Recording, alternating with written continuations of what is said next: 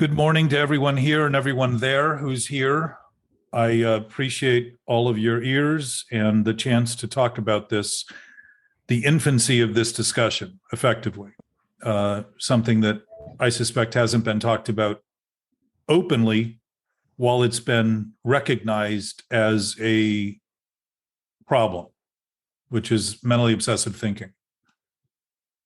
And one of the points I wanted to make today, last week, LA, welcome, by the way, LA. We were just talking about you in our preamble. One of the points that was brought up and after the introduction by LA, who came in 10 minutes or so after the introduction, which basically followed immediately on the heels of the introduction, was how do we talk about this conversation more simply, since it can seem complex? So I want to pose, I've got good timing today. Yeah, exactly. Well, yesterday, I don't know if you realized, but I don't script the introduction. I just talk and do my best to use that intuitive state and express what comes and be as thorough as I can. But I always miss little bits and pieces and points and sometimes skip right over them while I'm in the middle of them. But yesterday or last week, I started with saying, I want to focus on simplicity this week. And you came in 10 minutes later or so and said, how do we talk about this simply?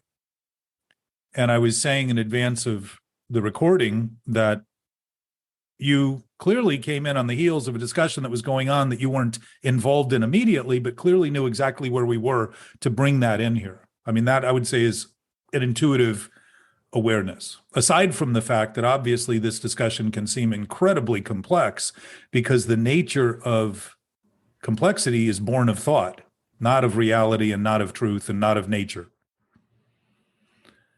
And so I was going to double down on that this week again and start to use that because my sense is if we can even consider that this is simpler than it seems, we can start focusing on the principles, which is what we've talked about, which are reliable and trustworthy and faithful and all of hopeful. They don't even need hope because they just provide what they are as they are because they're not simply thoughts that are wrong attempting to look right.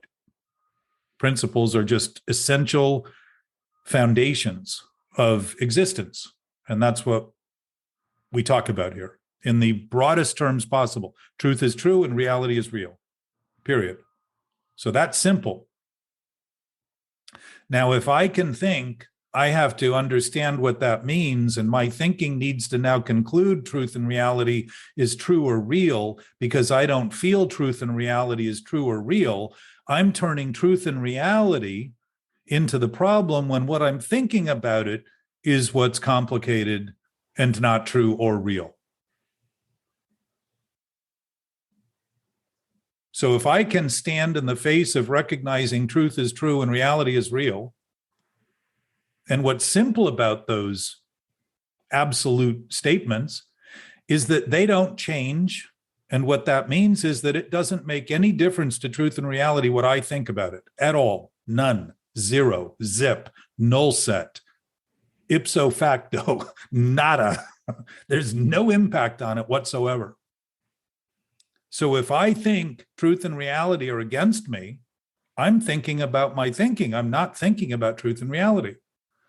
And if I think life is impossible, I'm thinking about thoughts that are impossible. And I'm thinking with thoughts that are impossible because I'm trying to think that it's up to me to conclude things that already exist and existed well before I started thinking and will continue to exist well after I stop thinking. And if this were not the case, when people died, you would see vacuums in space disappear. And they don't. The space they occupied remains. Their actual remains remain in a different form. And we don't see them anymore. And yet, if there is any essence, there must be that same presence that we witness being present where we're present. So I want to give you another little example that's pretty common in this. If we are always present and we are always where we are, and I mean always, there's no time that we can't be there because we're always here. and nothing ever happens that happens at any other time than the present. So there may be no time in the present because it's impossible to divide that into a continuum of then and there or past or future, because it's always present. It's always new. There is no old in it. It's always new. What does that mean? It's always, all possibility is always possible wherever we are. If that is the case, and I think I shouldn't be where I am, I think with that same thought that I can be somewhere else. And that would mean I can be where I'm not. And it would be impossible for me to be where I'm not. And yet I can think I can be where I'm not. And as a result, think that I don't have what I need or don't have what I want.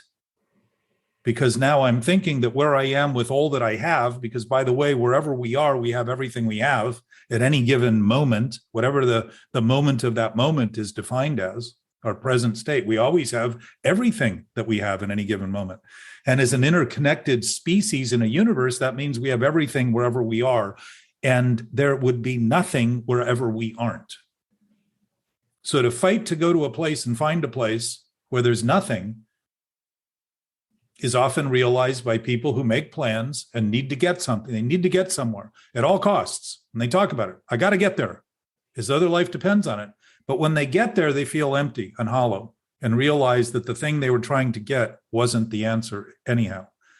And it wasn't because they finally realized that it wasn't the answer. It's because they'd committed to a thought that had no basis, that had no answer, that was clearly a thought in question, and it was in question because it was in doubt and insecure about its own existence, because it had no basis other than the thinking being thought of about it, thinking that if it got some other place, it would be better. And that's the vain attempt of addiction.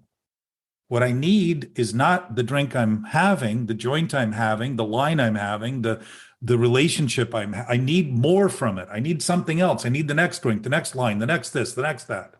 It's never enough. When enough is never enough, you know that you're in an addictive state of thinking. So in terms of complexity, when I make believe that I can make possible something that's impossible, there's not much more complex thinking than that. Because if I commit to that thought, I am going to come up with thousands and thousands and thousands of deviant approaches to dealing with what's going on that isn't even going on except what's based in my thinking. It's not really happening around me. I'm all of a sudden busy. I'm all of a sudden busy attempting to fix something that I'm looking at squarely as what I'm thinking, and thinking it's the thing I'm looking at that's the problem. It's the people, places, and things that I see that's a problem. It's the world that's the problem. It's the universe that's a problem. It's my own lack of this, that, or the other thing that's the problem, when in fact it's the immediacy of the thought that has no substance that's lacking. So if I can so quickly make believe that who I am are those thoughts, I believe I'm the creator of reality and truth, turning thoughts into reality and truth. And I would say if that's the case, that pits me against all reality and truth and everything that I attempt to do. So our anxiety, our depression, our reactiveness, impulsiveness, and compulsiveness are all reflections of that kind of thinking. They're not accidents. They're mirror images of what we're doing in thought, and they're being given to us to offer us perspective where we might otherwise claim to be blind to what we're thinking and doing. In all those cases, and those things are they're not happening in the future. We don't need to wait to be really depressed to admit that we're depressed. The fact that we wait just means that we're waiting for it to be so obvious that we can't pretend to be oblivious to it. And to do that means our body is taking on more and more charge and burying this energy and trying to avoid it and trying to numb the sensations that we are designed to feel in our awareness of our environment. And all of a sudden we become numb to our environment, and that's not healthy. That's a perfect example of disease. You're awake. It's unnatural. And if that's what I call my life, I have now sacrificed the essence of my being for a concept that isn't even true. It has no basis. It's a complete contradiction. And so then I start trying to manage it by feeling better about the things I'm doing wrong. And what I'm doing is getting better at being wrong and thinking that's progress. Thinking my life feels better because I got a new car and I got a better job and I've manipulated and schemed my way into something or another, because abundance isn't possible, but scarcity is guaranteed. And I got to scrape and scrap for every inch that I get. And you remember the old saying with people, if you give them an inch, they take a mile. In this case, if we give an inch to the consideration that the source of the problem we're always facing is sourced in the problem we're creating, all of a sudden we get great mileage out of our ability, because we become functional rather than dysfunctional, and our capacity grows enormously because we become aware of the unified state of our existence that is tied into and available with everything and everywhere we go, everyone. We now see a support system, a unified field of opportunity, rather than simply dismal potential, because all we're seeing is this resistance to what we're doing in the thinking we're doing, and thinking it's what we're seeing rather than the thing we're doing that we're actually seeing. And that's where understanding comes into this. Understanding does not see. Our senses give us raw data. It is what we think of our senses, what we smell, what we see, what we taste, what we feel, that we're feeling. Touch was the other one, not feeling. All those things turn into feelings based on what we think about them. If we smell something that's sour, we're probably not going to drink the sour milk. That's good information to have. If I thought that wrong thought that it was sour was right and think, oh, what's the difference? It's sour. I'm going to drink the milk and feel like hell. So when I become desensitized, I stop paying attention to what's actually happening and only pay attention to what's happening in my own reactive mind. And everything has twisted and turned backwards. So what I see is not what's happening, but what I think is happening. And what I see in you is not who you are, but what I think of you. And what I see about what's happening in my life and who I am is only what I think. And that requires constant thinking about thinking about thinking about thinking about thinking, because I sense my decision was thinking is reality and truth, and to not think would be to die. And this isn't about not thinking. This conversation is not about not thinking. It's about simply recognizing that if we start thinking about our thinking and thinking the thinking about our thinking is true and real, we have chosen to fight everything and everyone within our thinking, and then start coming up with ways to feel better about what we're doing that is wrong, rather than say, wow, for me to even think I need to do that is wrong, and just start embracing the wrong. One of the big differences in this process is that and sobriety is a good example of this, by the way, and any of you who've been participating with anyone else in sobriety have seen this and probably remember it in your own experience, if you're not experiencing it daily now. When people get sober, within 6 months or so, they start to say things like, I really feel worse. I'm feeling worse. And what's interesting is they're really not feeling worse. They're starting to feel what's been worse the whole time. And they think it's worse because they've been numb to it. They've created and crafted a lifestyle of trying to deny it and think that denial was the essence of their success story. So when we're talking here, Les, where's Les? Les is here. Les and I talked about this week, and I heard somebody put it from a speaker on Friday night. The guy said, I thought I was struggling and having a breakdown, and my sponsor said, what you're having is a breakthrough. And you can see the difference in the thinking in relation to what's happening. When I start feeling how bad I've been feeling, that's good news, because I'm starting to concede the bad thinking I'm doing to create the bad feeling. I'm starting to actually approach it honestly. And as a result, I have something to let go of. If I think I'm not doing what I'm doing, what do I have to let go of? Nothing. So what do? Perpetuate the problem. I get feeling better about what's wrong. That's the sickness. That's the trap of addiction. Why do we alter our feelings with drugs and alcohol, but to feel better about what's wrong? So the potential in any given moment to complicate things is always going to be possible for us, because this isn't about a fix in the way that drugs and alcohol gave us that sense of fix, where we have a drink and there's relief. It's only temporary relief, and it's only supposed relief because it's altering the sensations that we're actually experiencing underneath the intoxication with the substance that we're using. And the intoxication with the substances that we set off in our body, the adrenaline, the dopamine, the serotonin, all those other chemical reactions that are either overusing or misusing things because we pose an emergency, traumatic emergency in our system by this anxious thinking, or another form of intoxication, using our bodily chemicals to alter our experience and make us think we're better because we're not feeling as much, when in fact, adrenaline helps. If we're in severe pain, adrenaline helps us manage that pain by not having to feel it all. If we're in a car accident or some severe physical problem, that's what it's designed to do. We release that into our system on a daily basis, 24 hours a day, as long as we maintain this kind of thinking, and wonder why our bodies get sick. We're subjecting our bodies to consequences. They're not designed to suffer for imagined emergencies, but for real emergencies, real, actual physical emergencies.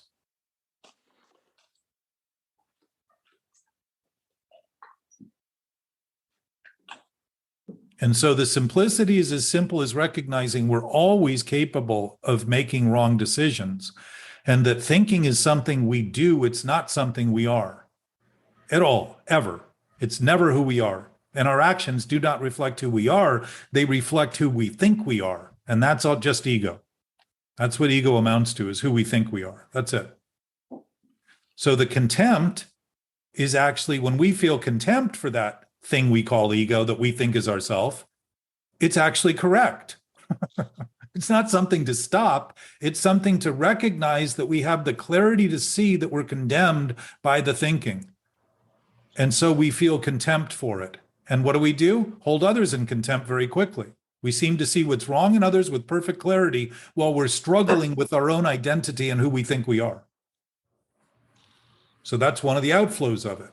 Why? Because it's turning it backwards. Addiction is a lie. A lie claims only to be what it isn't, which is that it's true. Lie doesn't exist as a lie when it's a lie. If a lie is a lie, what is it? Nothing. It's not even true. It's nothing. There's nothing there. The opposition to thinking you can be at one extreme and not the other creates pressure. And that pressure is depressing when it's maintained. It's immediately depressing, but it's often not noticed until time passes before it becomes more obvious. But if you start looking at those things as good roadmaps and accurate signals and alarms going off in your system and flashing stop signs at the end of a road that's been wide open for 50 miles because it wants to get your attention not to blow through this intersection, it might be worth taking a breath and just considering that the thoughts you're about to have are either a repetition of thought you've had so long that you think it's the only thing you can do, and that pretty much defines addiction. Or wonder if maybe these things you're looking at are good signs and you're reading them backward to make believe there's something to escape and run from rather than, and get away from and get over, and all those words we use. I just got to get over this. What does that mean? I'm leaving it in place. I'm giving it credit for being something when all it is my own resistance to what's real and true that's creating pressure because I believe it's real and true, and it isn't at all. When I finally admit it isn't true, it isn't real, it's just a thought. And where is that thought happening? In the present, always. There is no past those thoughts are stored in. They're just recreated and re-perpetuated and repeated over and over and over again in the present, chronically making believe it's the only thing we can do. That is addiction. And we will come up with any number of compulsions to express that as long as we maintain it. We might stop a primary compulsion like drinking and using drugs, but we're going to find other ones to replace this. Other irritations, other things to express it, because the immediacy of the circumstance is impossible to bear because it's impossible, period. But can we think we can? Sure. And what do? We kill ourselves effectively. All those reactive, impulsive compulsive behaviors are hell-bent on killing us, when in fact the thing they're trying to do is maintain an us or a self that doesn't even exist. It's pure fantasy. It's all make-believe. We even call our character our makeup. It's made up. They're just thoughts. Doesn't mean we don't have a genetic basis, but those aren't things we think about. Those are things we just express. Those are traits we just naturally express and are expressed in the form that we have, the size we are, the weight we are, the eyes we have, all that kind of stuff, all that functional stuff. It's all expressed naturally. We don't think about it. We think in relation to it and then think the thinking we're doing about it is true and real. That's where we get off the track. And it isn't something we can't do. It is something we're absolutely capable of doing.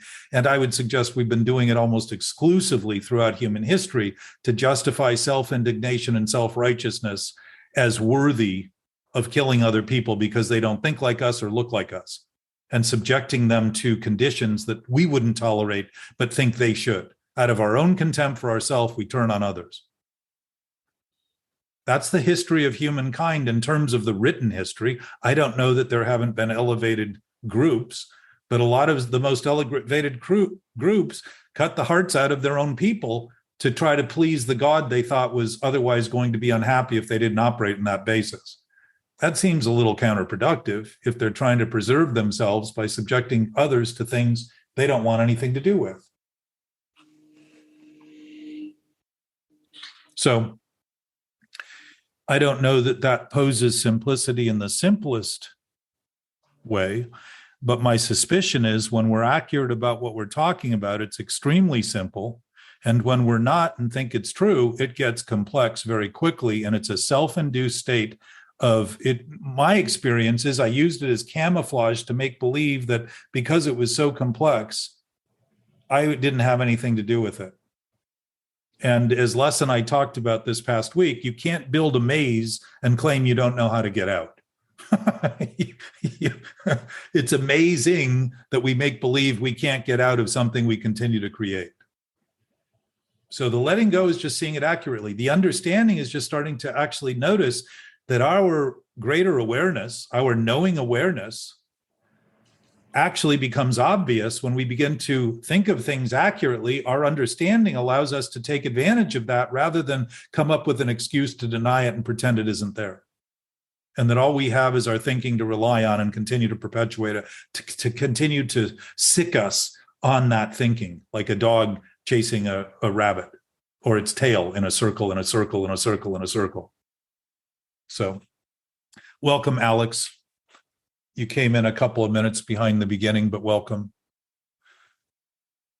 I got to give a real life example of a mental obsession for a minute. What's that? I got a real life example of a mental obsession.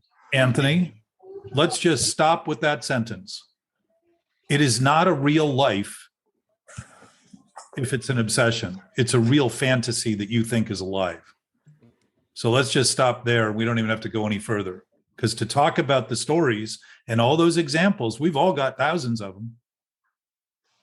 None of us need more. And we can engage in them and around them, but it's just a repetition of the same idea that somehow if we fix one of them, then we got to be subject to fixing each and every other one, rather than look at the core of the issue and start seeing it as something we're doing now. What we're doing here together is either going to define obsessive thoughts or a greater present awareness. And the obsessive thoughts don't prevent that present awareness. It just diverts it. It just subverts it. It just makes believe it isn't there for the sake of maintaining the sick thoughts. So you can go in any direction you want, but I want to remind you, it isn't real. It isn't true. They're just fantasies.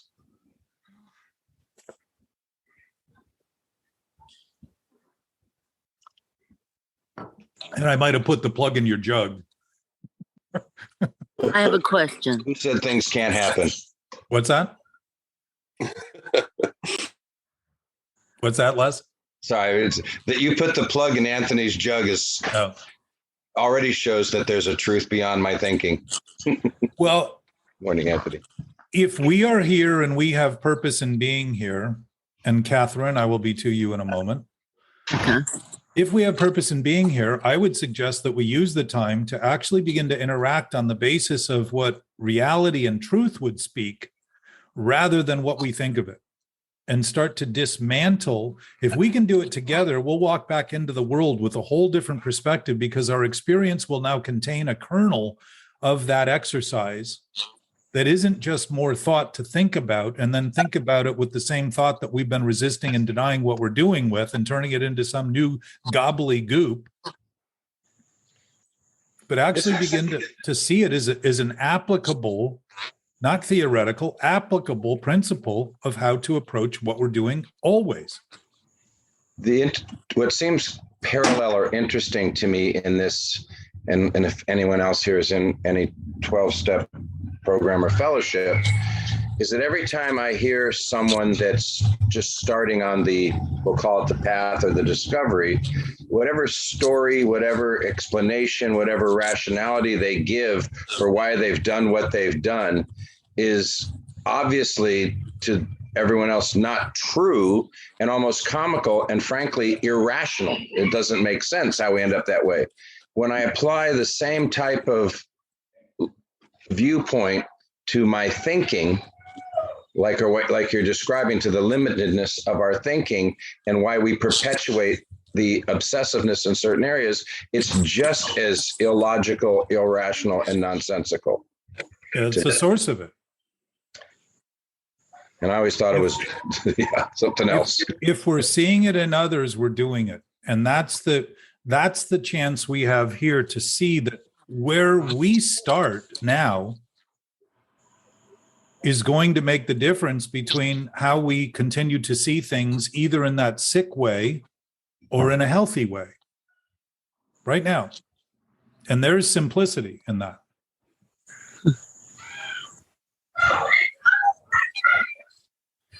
So I have a question. Yes. So as I'm listening to you, I'm thinking, I heard that. I'm experiencing the idea that in order to get to this place we're talking about, where we are more in touch with reality and truth, we must really dismantle the ego. Is that in terms of... Let's look at what you're saying and the words you're using. If we have to dismantle it, there's a presumption it's real. That's true. Okay. So if what we're talking about is that lies take on the form of reality, and that's the whole point of a lie, is to be true. But what's the one thing it can't be? True. Yes. And you know what it else can't be? Because it only relies on it can't be a lie either. It can't even be a lie, because if it's a lie, it has no basis whatsoever. Mm-hmm. So the thing has no basis, nothing. Ego has absolutely no basis than what we think of it. So if we think we need to dismantle it, we're giving it life, we're giving it form, and then thinking from the same thinking that's wrong about it, we're going to take it apart with more thinking. That's why it never ends. It just, So perhaps paying attention to your five senses and accepting the information that you get from your five senses without adding to... I'm wanting to understand how you see us getting to the place where we're not thinking. It isn't about not thinking. It's about thinking accurately. When we subject our thinking to inaccuracies, it's like giving a computer bad information and the computer just starts spinning. That loop comes up on the computer because it doesn't know what to do with the information. Our bodies are based on truth and reality. So I don't see you as getting there. I see you as there right now, which is the point of the conversation, starting to address that. If we address that we're there and come from that place, it's the place we're coming from. And we're not even coming from it. We're just there. We're beings in that place. Okay. And if we talk in those terms, you'll see that a lot of those other ideas that you perpetuated will just start to fall apart, because you're bringing light to where shadows existed or seem to exist based on the darkness of these obstructions that were no more than our preoccupation with thoughts that weren't true. Okay. If you begin to bring the light, you begin to see the conflict immediately, because we're disturbed by this. Not a week from now, we're disturbed right now about thoughts that aren't right because it confuses us, just like you're expressing. Okay. The confusion's immediate, which is clarity as far as I can tell, that you know better to be confused by thinking things that are worse. You wouldn't have that experience if you didn't have a greater sense of knowing. You would think that's normal, that's natural. Mhm. Why am I even wondering about this? Why am I even talking about it? We wouldn't struggle if we didn't know better. And the struggle is evidence we have of absolute clarity of what's right, so that we absolutely know what's wrong. But when we deny it's what we're doing, we think it's everyone else that's wrong rather than us. And that's the reversal of addiction. It's thinking alcohol's the problem. If I could only stop drinking, if I could only stop using Coke, if I could only stop using heroin, prescription drugs, they're addictive. What's addictive is my thought that the only thing I can do is continue to use them. That's the primary addiction. That pill, that drink, that drug never got off the table and put it down my throat, ever. It always involved my assistance, always. But we think of it as those things being addictive. The addiction is in the thinking we do about those things that causes us to go back to them and ingest them and take them and reuse them over and over again, thinking they're going to solve the problem because they're helping augment the numbness that we don't seem to be good enough at to deny the conditions that we're creating that we call real. What's interesting about pain is that it does not confirm reality. It simply confirms something is wrong. But what do we use it as? To confirm that we're really in deep shit, that we're really in trouble, that something's really wrong. We say it, but we don't note it. We think of it as something that confirms reality rather than simply confirms that we know something's wrong right now. So if you're there, Catherine, right now, and if it's the place you've always been in, always, and start to think that, let your thinking just begin to ponder that and contemplate that and consider that, you're going to start noticing how troubled those thoughts are that you've had, and you're going to see a clarity of those thoughts that may feel worse, but the fact that you're feeling them at all is actually better because you're reintroducing what's happening to your body, so it has a chance to discharge the tension you've been causing by pretending it isn't happening. Stress in our body is that tension. It's that oppression. We're opposing something while we're doing that thing we're opposing. That's crazy. Talk about irrational, as Les brought up. If you try to talk rationally to someone who is insane, who is insane? Think of this. We talk to ourselves about trying to be rational when the one that's talking to the self we're talking to is irrational enough to believe there's a self there to talk to or talk. That's insanity. We talk to ourselves. If I am talking to myself, I am admitting I'm not even the self I'm talking to. And yet these conversations go on in our head about other people and other things and how we'll get the thinking right. And someday I'll think about them right. And I'll get just the right amount of contempt and spite for them to make it work and figure out what the vengeance is going to be and how I can finally turn the tables and reckon with this and straighten them out and all that stuff. And it eats us up. Those are acids being released in our system as a result of those things. Just like the acids released when we take a bite of something, our tongue tells our stomach what it needs to break that thing we're eating down. When we start thinking food for thought is sick thought, our body starts figuring out, how do I break this down? What do I do with this? And since it's no good for us, just like eating fast food, junk food that really has no nutritive value, our body doesn't know what the hell to do with it, so it just stores it. Just says, oh, I'll put it over here until I figure it out. It has no nutrition in it, so I need more. And our bodies ask for more, and we eat more. And we give it less food, less quality food, just like the thinking. If I'm nourishing myself on thought that has no basis, I'm going to crave more of that thought because the fear created is going to give me the backward impression. I'm going to get better by avoiding the fear. So what am I doing? Running into these compulsions that are literally killing my body. When the thing I'm struggling with is a self that doesn't even exist. It's just I think for a lot of folks, Hey, Jack. Morning. Morning, Alan. It's difficult to discern between healthy and unhealthy thoughts when we've been conditioning ourselves to think along the lines that you were talking about, the obsessive compulsive thinking process, right? And what your call to action sort of is a one to mindfulness, right? Of being present in the moment to block out the unhealthy thoughts, No, the compulsive thoughts. No? no, we're always present. And to think that we're not because we think we're not is, again, to think that thinking is reality and truth. And I'll tell you how we know, Alex, my experience, we're disturbed. We're uncomfortable. We're uneasy. What is disease? Dis-ease, a lack of ease. That lack of ease is an immediate consequence of entertaining thoughts that aren't true, making believe they're true. And we think it's difficult because it's a convenience of thinking, once again, to make believe there's nothing else I can do. I just got to suffer it until I finally get to that place that I never seem to be. When in fact, if it's the place I'm always in, all I've done is learn to how to deny the place I'm always in by thinking I need to get somewhere else. Or one more car will get me out of this place. So Alex, it challenges some of psychology because the work that's done in psychology, therapy, and all that kind of stuff is going over these memories and talking about them and getting them out. And that for me was a huge boon when I was 20 some years old and realized I could talk about things that I thought I had to keep to myself. But if there's any lie in the equation and I'm maintaining it and being induced into a conversation that helps perpetuate it, I'm recreating the same old thing.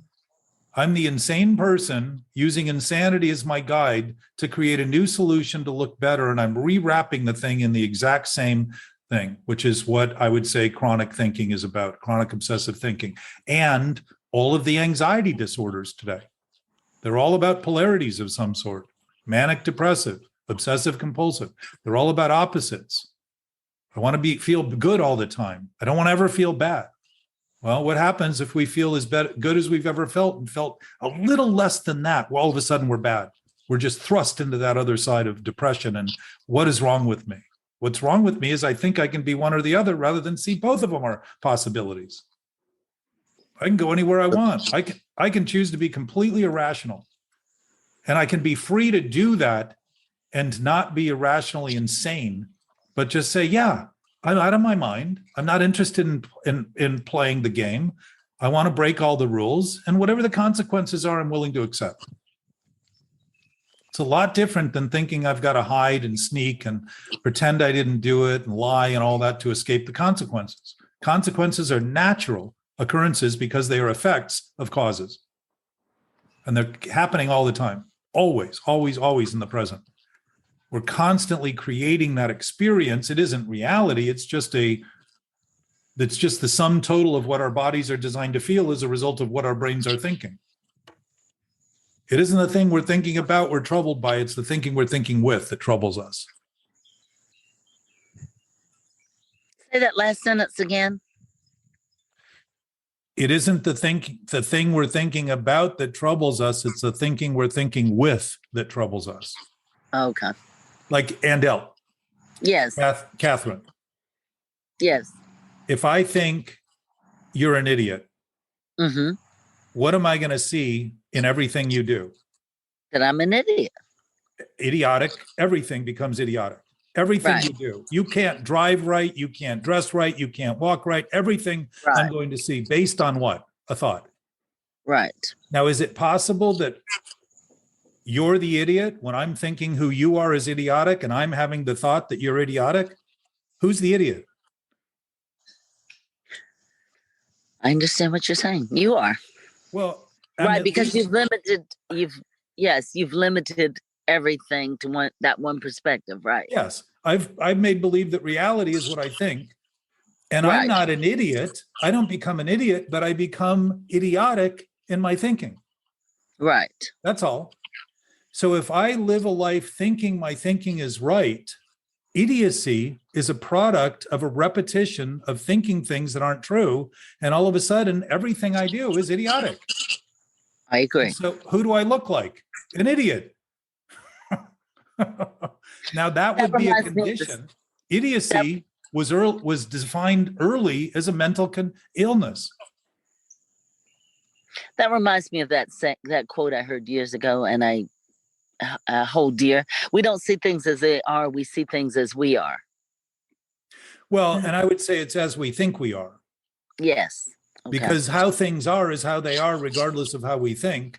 And if Okay. they are how they are, it's the same for all of us, no matter what we think. Right. Now, if there's any simplicity, that's it. Why? Because that natural basis of our existence is a natural basis of our existence. And it isn't something that's negotiable. It isn't something we can get over on. It isn't something we can escape. And yet, at the same time, what are the things we normally try to escape? Things that condemn us. But an ever-present, all-knowing source can't condemn us because it's giving us everything there possibly is. It isn't something we need to feel short thrift as a result of, but recognize and begin to experience abundance as a result of.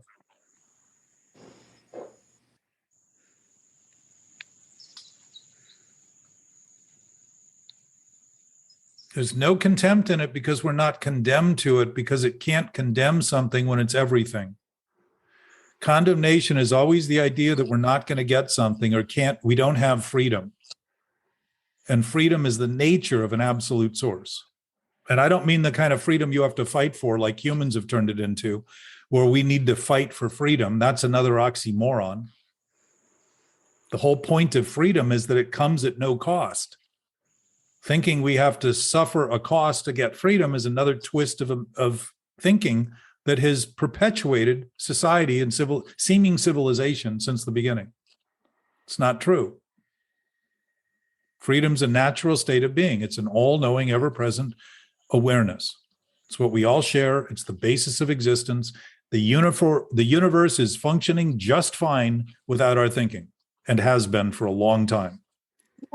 There's some evidence that the limits of our thinking are not reality and truth, even if we look at the most obvious. You had something. Because I keep hearing voices as a problem. They may be in your head, Anthony.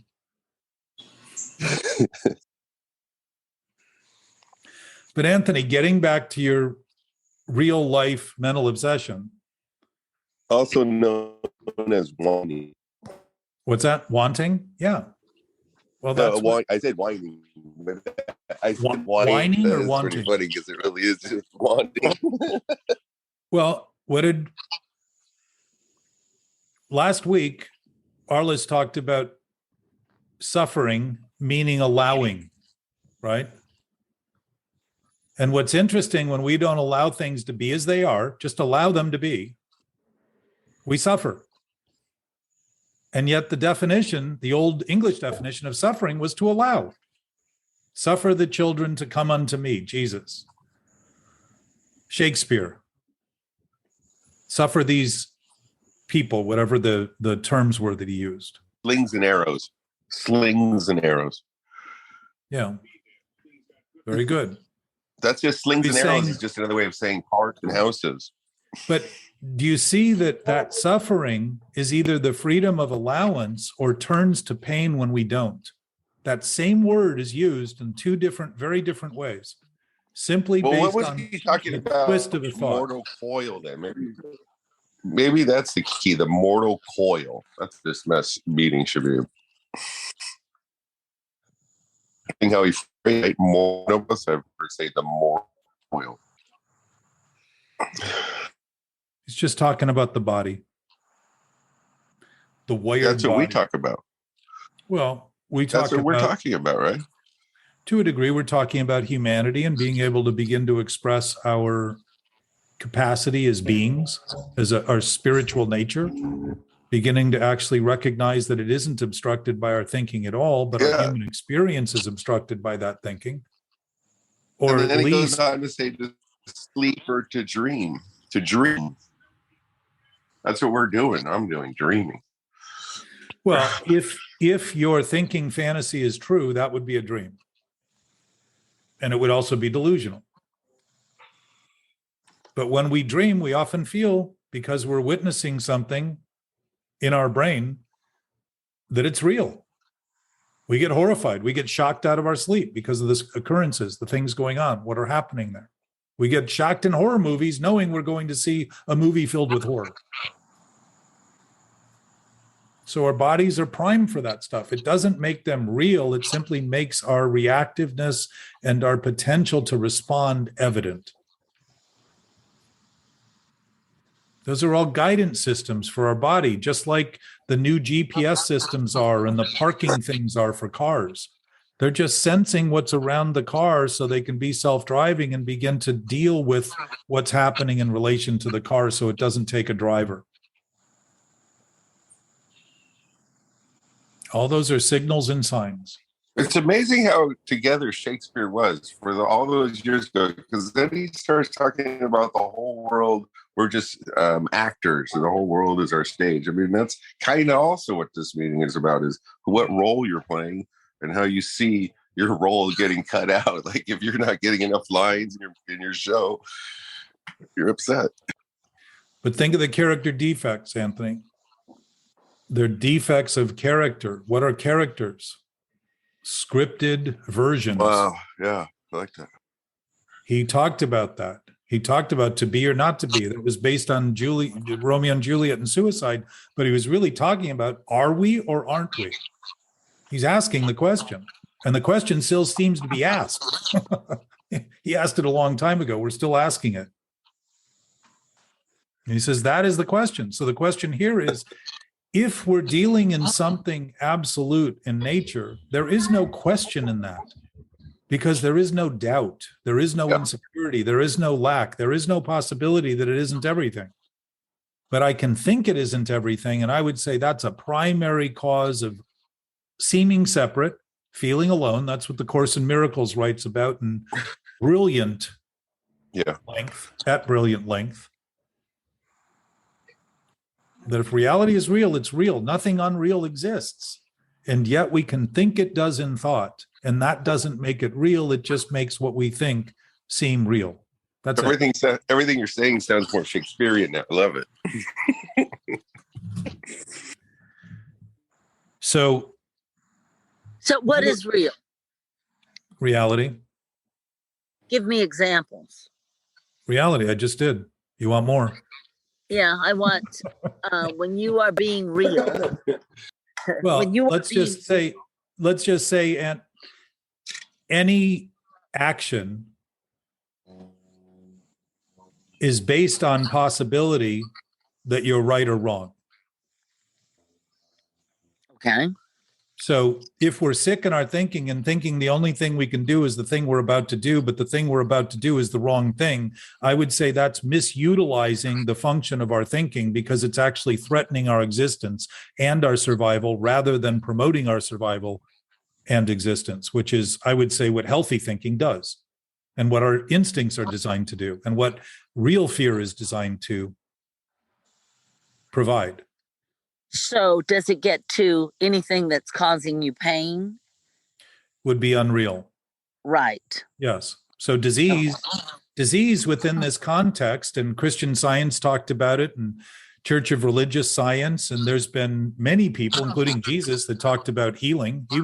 He always went to the people who were the worst. He didn't go to the best people. He didn't go to the people with the most. He went to the people with the least to show that what he had offered benefits to those people. And most of what he did was heal. What did he do? Simply didn't see that there was anything diseased in them. He saw them for who they were. And all of a sudden they were able to get up and be better. Mm-hmm. So thinking creates disease. Disconnected thinking, obsessive thinking, I would say, subjects our body to conditions that it isn't designed to function with. So it becomes dysfunctional. Mm-hmm. And anxious disorders and metabolic disorders and immune system disorders and all of those systems that our body uses to maintain its balance, homeostasis, are all undermined in their ability to function properly. And so eventually something seems to happen that becomes obviously not well. Yeah. And well-being is being, period. And if it's who we are, it's what we're doing with what we have that's causing those problems. And they're social problems now at levels we've never witnessed on this planet, which if they don't get our attention, we will continue to make believe they're nothing to do anything about but what we've been doing. And we will make them so bad that we may not have a choice but to suffer the consequences we've created. Is that you can't, which would be our choice, by the way. That would be our choice at that point. is the fact that you can't be in two places at the same time, would that answer that question too? Is what is real or what is reality? Well, yeah, Anthony, if first of all, if the ever-present nature of our awareness isn't a time-bound thing because it's limitless, time would be something within a limited scope. So the universe is probably limited, I would say. It may be essentially... What's it limited by? What would you think? What would something limited be limited? I don't know. I was just teasing because you always No. I want think about that, because that's a very good. That answer helped me enormously in this whole process. What would something limited be limited by? Something limitless. Your own thinking. Well, what would it be limited by? You mean naturally or by Yeah. your own thinking? Well, that would be one way. Yes, that's absolutely one way, is that we limit our thinking. And so we think that's true, and everything beyond those limits becomes a threat. But what would the universe, if it were limited, be limited by?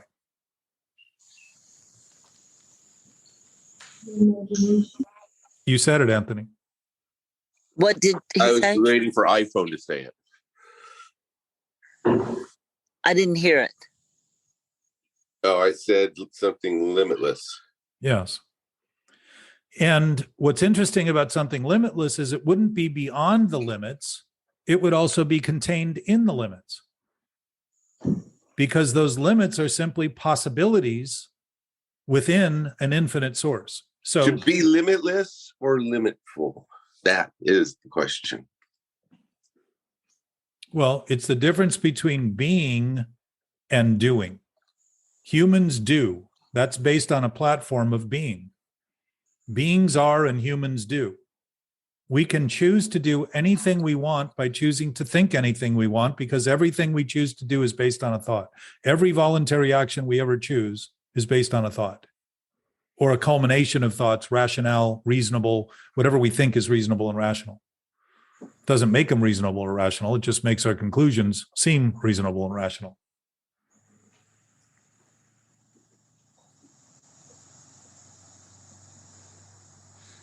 So if that infinite source is infinite and it's not in time and space, then time and space is just a concept of thought, consciousness, nothing more than that. It's a possibility within all possibilities. Hey, I heard something interesting yesterday, Jack. I wanted to see what you thought. They said that when you see something, you don't instantly see anything. When you touch something, you don't instantly feel it. There is some delay. And he said that's the problem. There's a delay. Nothing is actually in real time because you can't pre-processing it in real time. It's only a problem, Anthony, when you think it's real and then you're beginning to realize that the sensory, if you pick up a hot cup, you know it's hot, but you don't feel it for a second.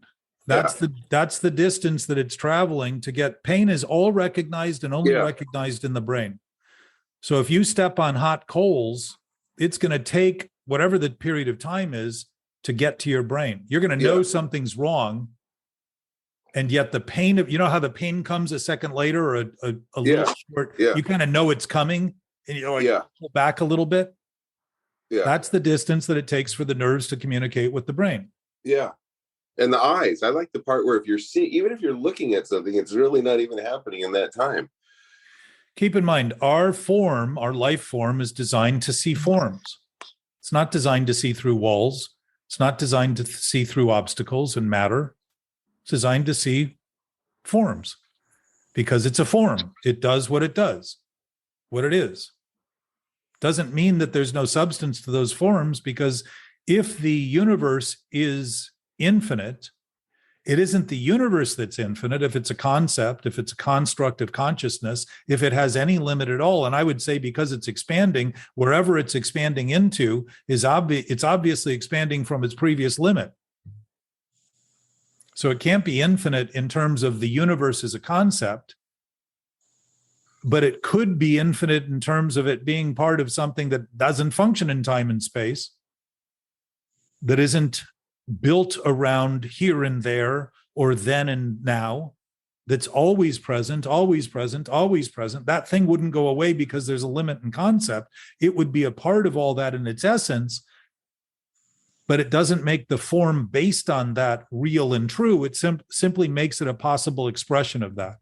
So what we do with that in terms of our form, our human body,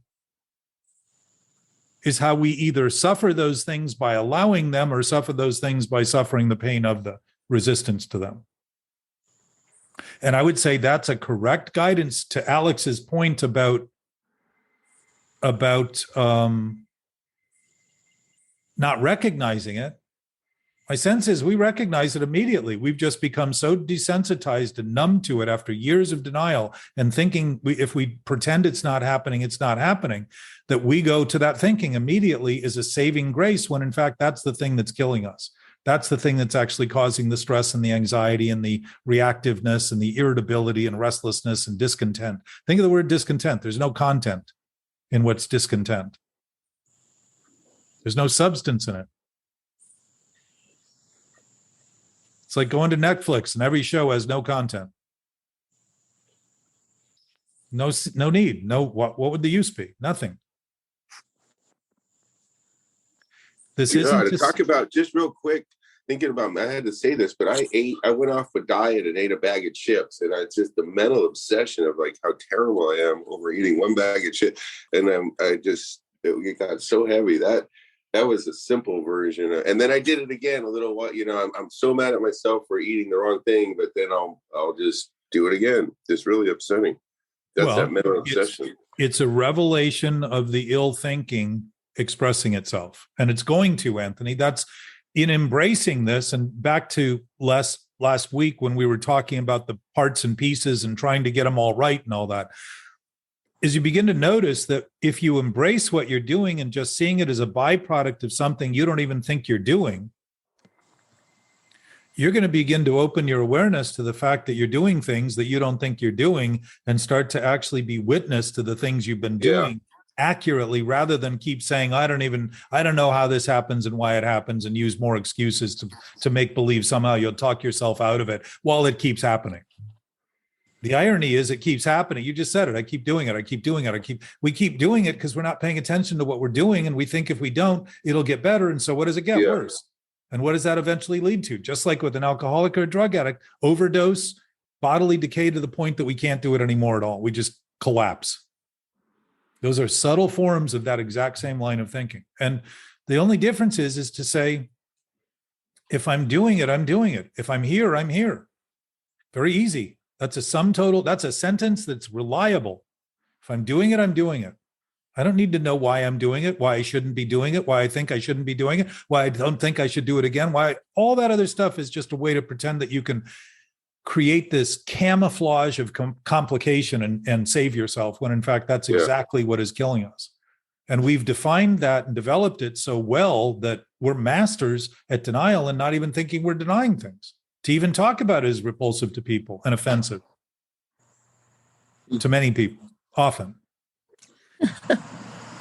But to see it that way is to have me realize that when I think it's repulsive to them, I'm thinking a lot more about them than my own repulsion. So I'm going to make sure I see it in them to prove my thought's true.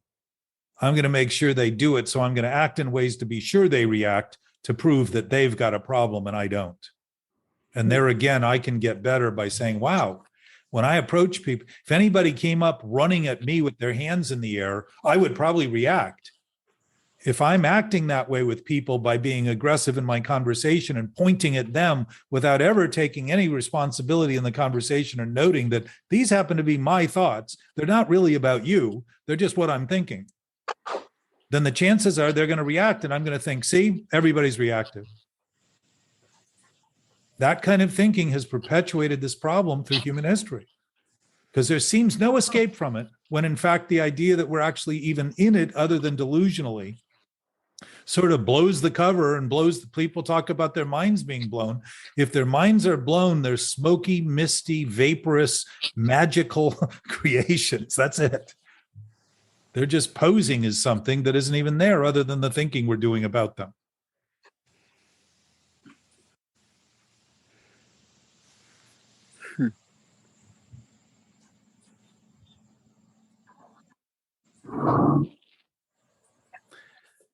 So these concepts don't need to be believed in. They don't need to have, you don't need to have faith. You don't need to have trust. You don't need to agree to consider them. Because if reality and truth is real and true, and if there is a basis for existence that's inviolable, indivisible, can't be separated from us, can't be pushed away or gotten more of, if that's true and accurate, as we even begin to consider it, the clarity of the thinking that is conflicted and emotional turmoil that is obvious evidence that something's wrong will start to become more obvious. And when it does, it may feel bad for a second, but if you begin to consider the feeling of the bad is your awareness of what you're doing that's wrong in thought, it gives you a chance to start to say, oh, I'm the creator of this. It hasn't been the world and life and all of these things, excuses I've used. I've actually been the absolute dead center of this, thinking I wasn't. And the clarity of thinking about something absolute comes quickly because all of a sudden it seems crazy to do anything less than express that thing. And I suspect that's what we're designed to do. That's the body is designed as a product of the absolute nature of existence to express that absolute nature. And when we don't, we hurt and we suffer and we don't feel good about it and we feel wrong and we feel bad.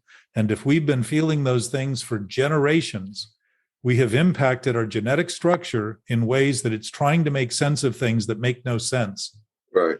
And so you're saying if they would just stop making the potato chips, then everything's going to be okay? I would say make more. You know, the potato chip probably has a lot less impact on you than the corrosion of the thinking you do in relation to it. I mean that. When it comes down to it, the problem is never the problem until we see the problem as our own self-centered thinking. And I mean that in all ways, not just, oh yeah, I know those obvious things I used to do that I don't do any longer, but now I'm different and I don't do that anymore. Anybody who says they don't do it is doing it by making the claim they're not doing it. Because to any degree we entertain any thought that's incorrect and think it's right, and there are a lot of those thoughts we all rely on, we are doing it. Or when somebody says, I'm not so judgmental anymore. I don't judge things so much anymore. Yeah, which they're judging that they're not judging, so they're judging. Stop judging things. Well, think the other, another one that's popular is I had no other choice. Why would we use choice to excuse we didn't have a choice if we didn't have another choice? Yeah, that's my favorite one. So if as what we do is looked at accurately from a sane and sound brain, because the brain's been reintroduced to the absolute nature of everything, rather than thinking it's up to the brain to conclude the absolute nature before we can be in the absolute nature, and before we can be present, before we can be this, and before we can be that, when we always have been that thing thinking insanely, then all of those words we use will start to show up in ways that you'll see that. I think I talked to Gabe about having to have. The fact that have, which is a possessive, has been turned into an imperative. I have to do something. If I had to do it, I wouldn't be talking about it, I'd be doing it. So what does it mean? It's another form of contempt, trying to create language that supports the idea that it's got some reality aside from actual reality that we're making up and then suffering from, and that's just life, and that's just who I am. That isn't life, and it isn't who I am. It's what I think, period.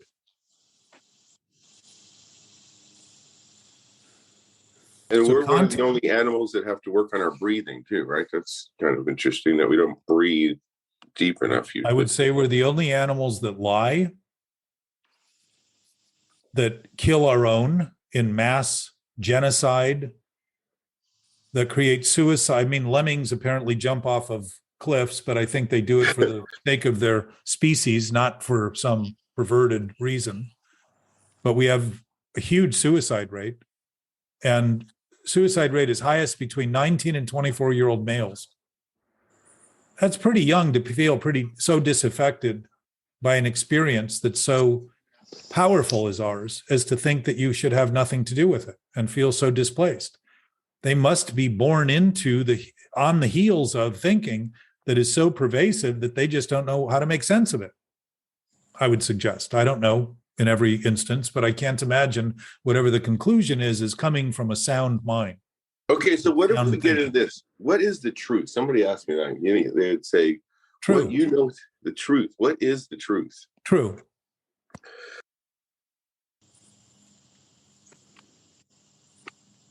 Which is hard to determine sometimes. Well, no, you're not thinking about the truth. You're thinking about what you think is true, Anthony. Right. Truth isn't hard to, if true is true, it's very easy to determine. I just said it and you can repeat that. It's just true. And what would true be? Something that exists, something that's real if it's reality. It isn't something.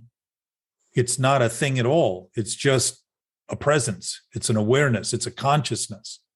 It isn't a thing like we think of things. It's something more profound than the things we think of. But to contemplate something that's more profound than the things we think of begins to show that the thinking we do can channel that thing and express that thing, because ultimately, as it's been talked about in Shakespeare says, love is an ever fixed mark. Yeah. When change it finds, it does not change. I think he used alter. So he's giving us that guidance. In sobriety, the second tradition says our only authority is a loving God.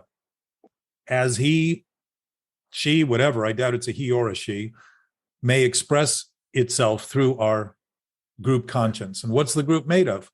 All of our individual consciousness.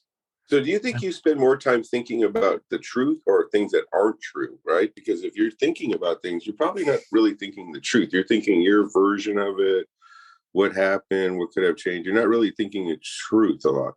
Yes, exactly, Anthony. That's exactly the point. Is I would suggest that none of our thoughts are true. They're self-serving, and they may be good enough to get us what we want, but what we want might be good enough to keep us from wanting other things. And humans seem to be in this perpetual crusade to get more and more and more and more and more, and it doesn't seem to ever be enough. So there might be something missing in the thinking we're doing about what we already are and what we have by nature. When somebody says, well, to be honest with you, does your mind automatically question that at that point when they start their sentence with that? To be honest. Yeah, I would say because they're naturally never honest. Yeah. I'm saying To be honest. now, I mean, that's another one of those words. To tell you the truth, as though normally I'm lying. I mean, we don't pick that stuff up because we've become so enmeshed culturally in that we just think, we take for granted that's all that can happen, when in fact we can speak more honestly and accurately about our experience. And when we do, we give other people a great chance to begin to actually witness their own experience in a way that isn't confounded by the conflicted ideas that we perpetuate otherwise. Yeah, and I think what I'm going to do is start journaling. I want to keep score. Not that I like to score things, but what are most of my thoughts negative? Like when I have a negative thought, like I don't have something or mine's not good enough, I'm going to make a little note of that and see how many of my positive thoughts there are.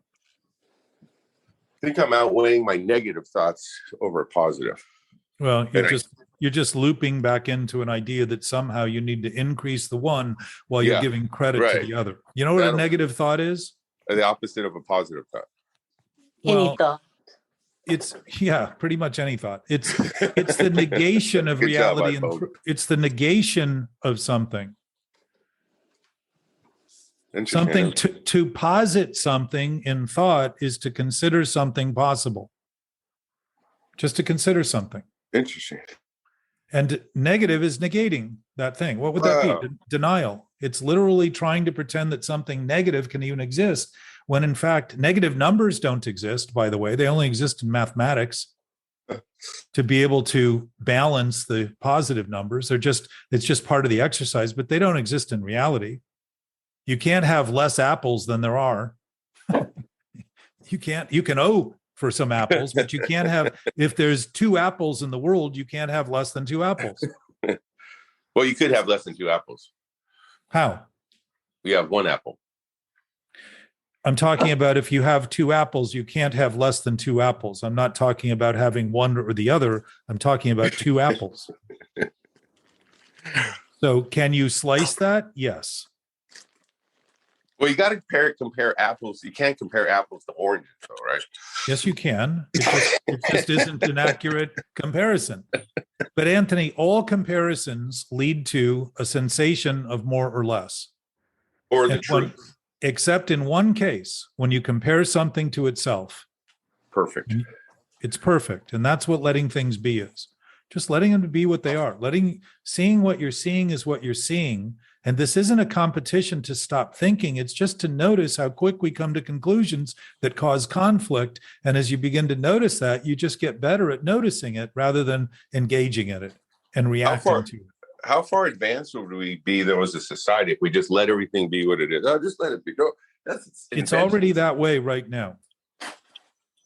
How we're acting in relation to it is where all the problems and complications and corruption and all that stuff only occurs in thought. And as a result, the actions we take. There isn't anything there that's any more or less profound than that.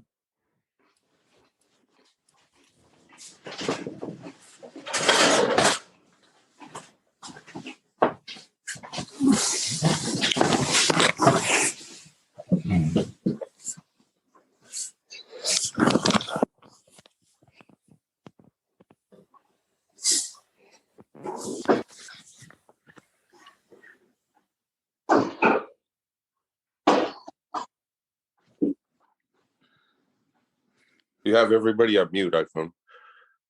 I was teasing iPhone that everybody's on mute because she's new to the meeting and everybody's stopped talking. I expect that contemplation is a natural consequence of beginning to consider things. And actually, the parade of discussion is often interrupted by that silence, as we've all noticed in the 24 months we've been talking about this. And I would suggest that it's a chance to notice that we're starting to actually look at things and say, wow, maybe there's something here that I haven't even been considering in the simplest terms. And it all kind of goes back to don't take yourself too seriously, right? Where does that line of not trying to change the truth? The point is, if you take yourself seriously, you're going to be very serious. Because if who you think you are is who you think you are, that isn't who you are. And there is nothing more serious than trying to make believe that you can turn what isn't true into reality and wonder why you might have a problem with everything that's happening. Yeah, we could just start the meeting for me right at that point, because that's right where I love it when it gets there. You're not really who you think you are. What you think is true isn't true. You're there all the time, Anthony, so you can choose it anytime you want. Delmar, you were starting to say something. Oh, well, somebody said something pretty profound. Actually, it was a guy that had Om signs on both shoulders and Krishna across his chest. He was down at the beach. He was quite tattooed up, but very Eastern spiritually. But his final comment was, "It's only purgatory or hell." And at first I thought, what's that mean? And basically, though, it's pretty profound and true. How so? Well, it's not a parade all the time. It's not ups or downs. You're just you're right in the middle of the road. You're not trying to live in heaven, else you're going to fail. You're going to have that disappointment, trying to keep the high, and you're not living the low, and being dwelling and mental obsessing or addicted and things like that. But, it was just a profound thought that, like you said, thoughts and things to ponder. Yeah, well, I mean, here's something to ponder, that there is no heaven or hell. Correct. So it's purgatory. Well, that was all that was created 1,500 years or so, 1,300 years after Christ died, just as a segue of, that was a human creation. As was heaven and hell, by the way. Dante basically promoted in the Inferno. What was the name of it? Gabe, you probably remember. Dante's Inferno. Dante's Inferno, yeah. He basically described that thing that became that sort of image that became the paintings and the fire and all that kind of stuff.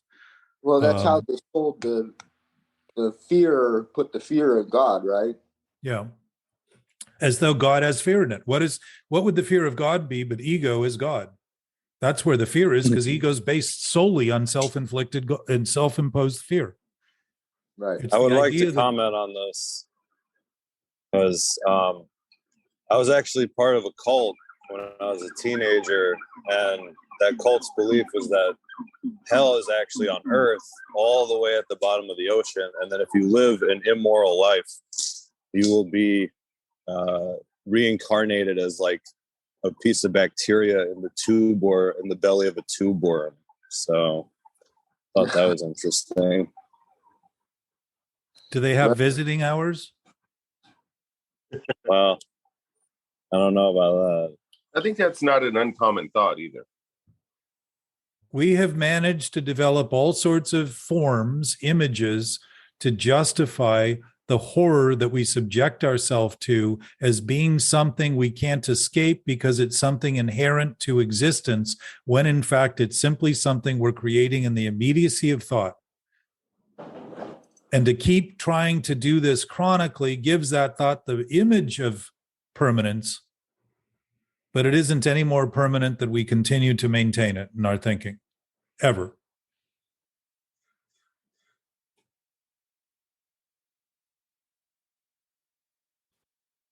It's good to see you, Nick. It's good to be here with the winners. Are you sitting in a park in New York Yep. with your Got phone? nothing. Yep, got nothing to do. It's a Sunday. Katie's back there today. But I'm here. Katie's back there today doing yoga somewhere. Probably in a park. No, I think she goes to Eddie, whatever his name is, and I think he's out in Brooklyn. Eddie. So Okay. This is like yoga for the mind. exactly, and it's That's to a great start title, by the way. to start to notice that there's flexibility in our ability to have thoughts is to relieve the body of the tension that eliminates the flexibility in our body. To start to see that the thoughts come and go, that we can have them all the time, we choose them all the time, that it's not something we shouldn't do. We're not talking about not thinking here. We're talking about beginning to align our thinking with what's happening and allow what's happening to be happening, no matter how misguided it might be by motives that we can't see and feel caught off guard by. Feeling caught off guard is a pretty good indication that we generally admit we're on guard. And if we're normally defending against them, what is it we're defending against that we aren't aware of that is wrong? Why would we defend against truth and freedom? There would be no defense. It would only have to be something we're doing that's wrong that would cause that consequence. And if we're doing it chronically, it appears like life is about that. You're on mute, Catherine. If So we've wrong spent- in the sense that it just causes you pain and suffering. Well, I would say the way I define wrong is something that has no applicable purpose. Like 2 + 2 is 5 would be wrong because if you used it in any mathematical equation, it would throw the whole solution off. Right? So if we're right, it's applicable, meaning it has purpose. And what is that purpose? It's beneficial not only to the thinker of it, but everyone else too, because they have a chance to reckon with something they might not have otherwise noticed. We become helpful to people rather than these reactive, caustic, antagonistic, critical sources of creating reactivity in others rather than allowing them the responsive capacity. Responsiveness, responsibility is responsible. Reactiveness is irresponsible to the degree that we just keep doing and doing and doing and doing and doing the same old thing, repeating it, thinking somehow it's going to fix the problem when all it is a defense against admitting the problem. I got a funny story. Yesterday, I went to a big party and I try not to worry. I'm trying to live my life not really worrying about what people think of me and more what I think of myself, which gets into a problem right there because I'm realizing as I'm talking, I'm judging myself a lot, even if I'm not judging what other people think. So I try to dress how I want to dress. I go to this party and somebody said to me, guys, boy, you sure must be rich if you dress like that coming to a place like this. So I felt kind of good about it. I'm still thinking about it a day later. and thinking, am I just really not dressing? Like, is she trying to help me and say, hey, you really should dress up more? Or is that a good thing that's saying, hey, I don't really care about impressing others, although I'm still thinking about it 24 hours later? Anthony, when you think who you are is based on what you think, all you're going to think about is what other people think to confirm what you think is true. Right. And I That's will the tell problem. you that they will never think accurately enough for you. But the problem is doing when they do think accurately. I don't like that Anthony, part. Anthony, who you think you are is a lie. If that's what you're doing, all you're looking for in others is to have them lie to support the contention that you are in fact true. That's the only reason think of self. Isn't it interesting that self-consciousness means an undue concern about what other people think? Why would a self that actually had consciousness, if a self had consciousness, that would be a pretty elevated self. Why would it worry about what other people thought if it were anything greater than thinking that thinking was its only source? If thinking was its only source, it would be happy with anybody thinking about it.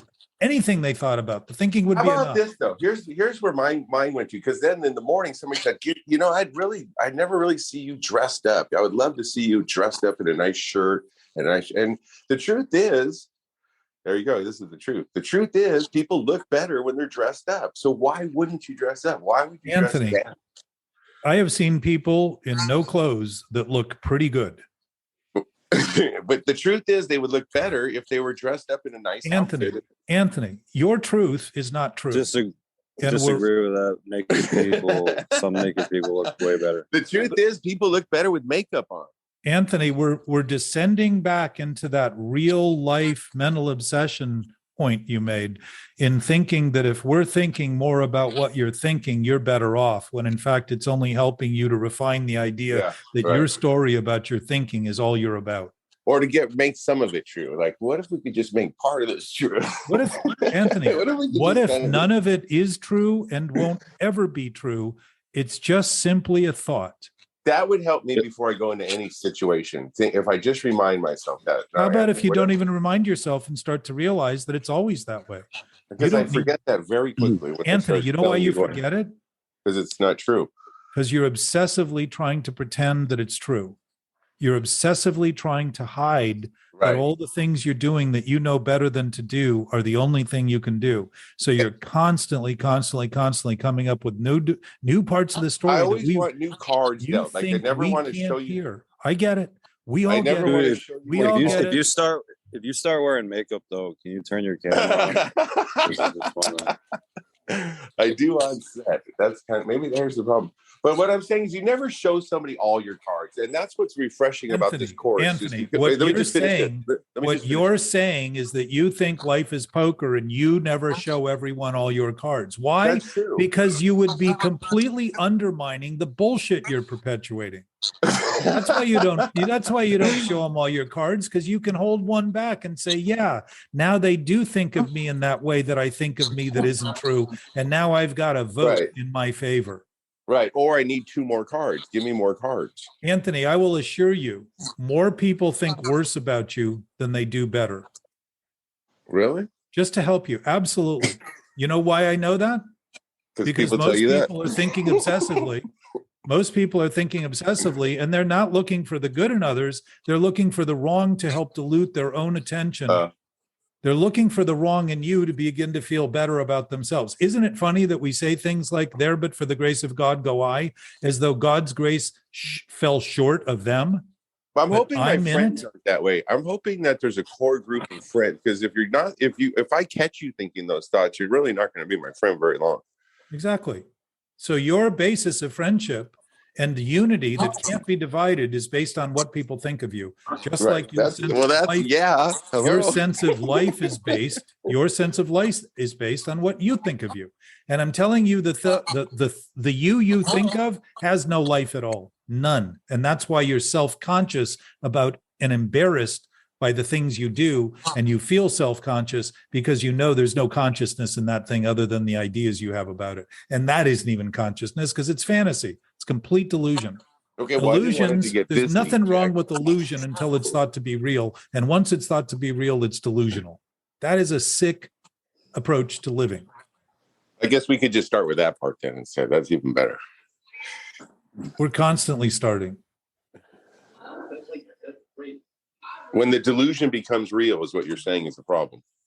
No, when illusion is thought to be Delusion, real, I it said becomes delusion. delusional. So it's an admission. We can have all the illusions we want. We can consider all the fantasies we want. We can think all the ways we want. But when we think they're true and real, we have now turned thinking into reality and truth. And there is nothing else out there that isn't going to be in contest with Yeah. us. What's the difference between delusion and illusion? Illusion is just imagining something. Delusion is imagining what you think is real. The Wow. illusion you're thinking about is real. Okay. got it. Thoughts are illusions. They're conjured. They're thoughts themselves are thoughts, but what we think of is what we struggle with. Just like I said earlier to Catherine. Well, that helps me a lot, Jack. Thank you. That is, if I just go into any conversation realizing it's just delusion, like there's certain things that are delusional. Like as soon as You you don't even admit have that, to then go they're into a not so bad. conversation, Anthony. Thoughts are images. Images are imagination. Well, no, I was talking when I said conversation, I meant with somebody else, not myself. I understand. Yeah. I understand. But I'm telling you, to subvert the need to have them as an excuse, you can start seeing that you're doing it with yourself and thinking that's Well, self no, you're I doing didn't it want with. that. I said with other people. There's still some delusions that are working pretty well. Thank you. Right? Like character defects. I would call you know, that addiction, Anthony. I would call that the sickness of addiction. And there is no compulsive action we're taking that isn't killing us. None. I think if you can admit that you have some delusional thinking, you're really not that bad. It's the person that you go to and go, do you have any delusional thinking? They're like, no, of course not. I'm totally perfect on my thinking. You're like somebody who brings a gift, and every time you wrap it, you think it needs to be rewrapped. And somehow the gift is going to change by the wrapping. You rewrap it in these new little diversions of stories, just over and over and over and over. It does change a little bit, though, in that example. Changes constantly. Whether you do anything about it or not, all those things that are nothing change constantly. They're just thoughts. They're bits and pieces rather than the whole. I love it. I feel better. That thought we have of who we are is just a thought. It isn't who we are. And we're welcome to have any thought we want about who we are. But when we begin to think the masquerade parade is reality, we now have turned fantasy and illusion into delusion. And if that's the basis of our existence, and I would say it's not too far off from what most of humanity has done so far. And if you look at how we reflect that, you look at the velocity of suffering that we perpetuate on other humans in the name of righteousness that is not right at all and is considered to be almost incumbent on us to continue to do because we've done so much of it. We need to be prepared for somebody else to do it to us. So we need to be overarmed. And if we spent a fraction of the money we spend fighting on feeding, people would not be starving. Food's natural on this planet. Tanks are not natural. Missiles are not natural. Those things are human constructs of the same defective thinking that we annihilate ourselves with. And to another point, Anthony, we don't kill ourselves. We just kill our body because we think the body is who we are rather than recognize that our self or our essence isn't a body. We just happen to have bodies. And we seem to be given those bodies to choose what to do with those bodies. So our bodies are literally at our disposal, including if we want to kill them. It's one of the options that we're given. Because all possibilities possible, that's one of the possibilities. One of the possibilities is to think that all possibility isn't possible, and so the only possibility is the wrong thing I'm thinking constantly. That's a form of addiction. That's how addiction basically takes hold. Thinking what I think is real and wondering why I seem to have a conflict with everything and everyone. I want to put myself out of the misery by doing something that gives me immediate gratification and yet suffers me in a long-term way. Or that I suffer in a long-term way.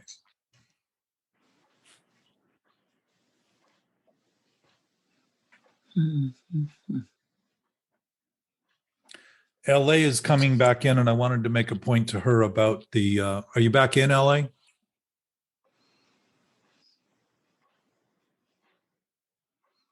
A good friend, I'll use their initials too. PS just finished the 10-day Vipassana silent retreat.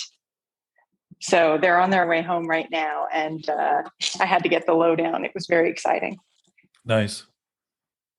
Yeah, it's profound when we start talking how much we witness in terms of awareness, including the fear.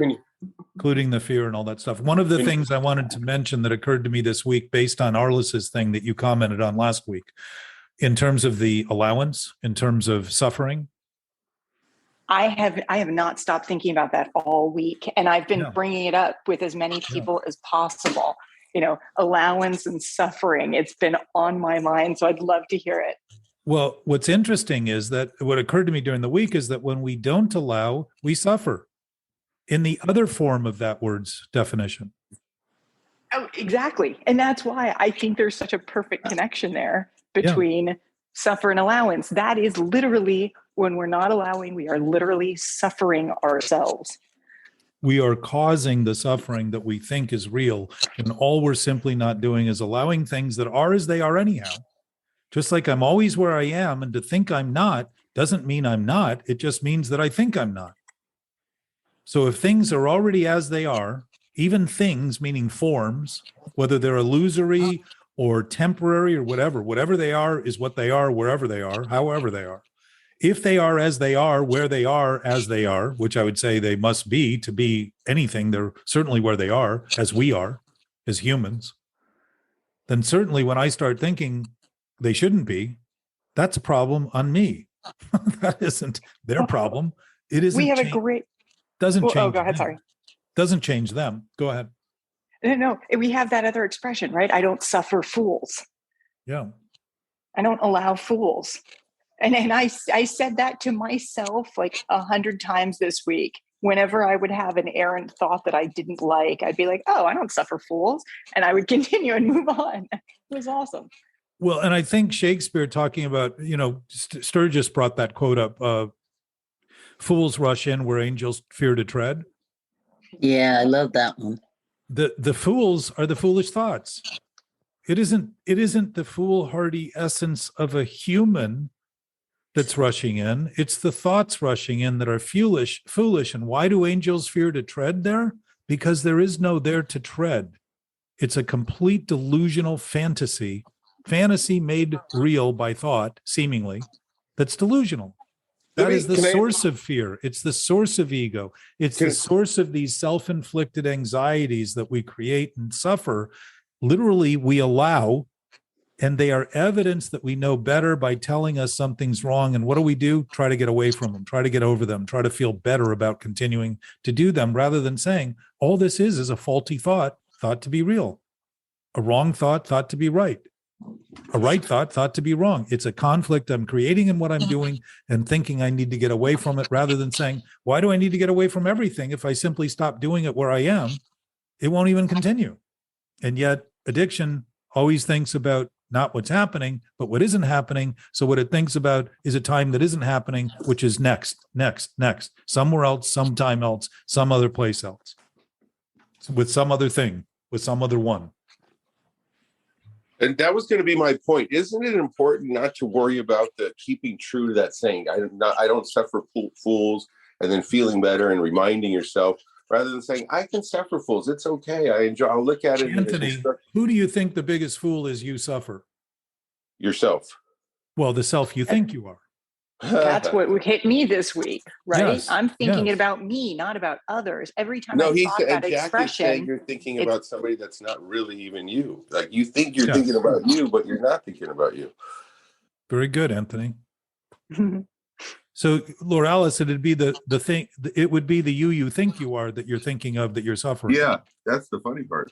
Because the essence is we don't have to think of our essence to have an essence. That's what it was so so revolutionary for me this week was realizing that I'm the fool, I'm suffering. Well, you aren't though. It's who you think you are. Right. Which is a distinction. It's just to Yeah, start to see fair. that allowance, and the fact that we suffer these anxiety disorders or mental illnesses or diseases is evidence that we're giving ourselves a stop sign or a yield sign or a merging traffic sign saying you might want to look at what's happening. If you've been doing 150 miles an hour in your car for 8 hours, there's an intersection ahead. You might want to slow down for that intersection. No stop sign ever got off and beat me to stop, but it was a good suggestion and I took it. When it comes to our body language, we don't seem to read it very well. And if we do, we don't want to pay any attention to it. We want to overcome it. Think about the words we use. We want to get rid of it. We want to stop it. You know, I said, I think before you got on, that somebody at a meeting Friday night said that they thought they were having a nervous breakdown and their sponsor said, I think you're having an actual breakthrough. And he said he was right. And this is that idea that when we start looking honestly at what we're doing, we're starting to look at what's bad and we think things are getting worse, but in fact, we're getting better at admitting what's actually happening. So now we have something that we can either let go of or continue to choose to do. But at least we have the perspective to recognize it's a choice and not the only thing we can do. It's no longer addictive. We've recovered the potential for choice.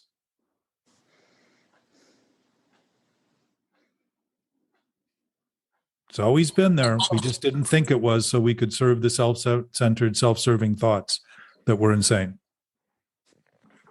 or are.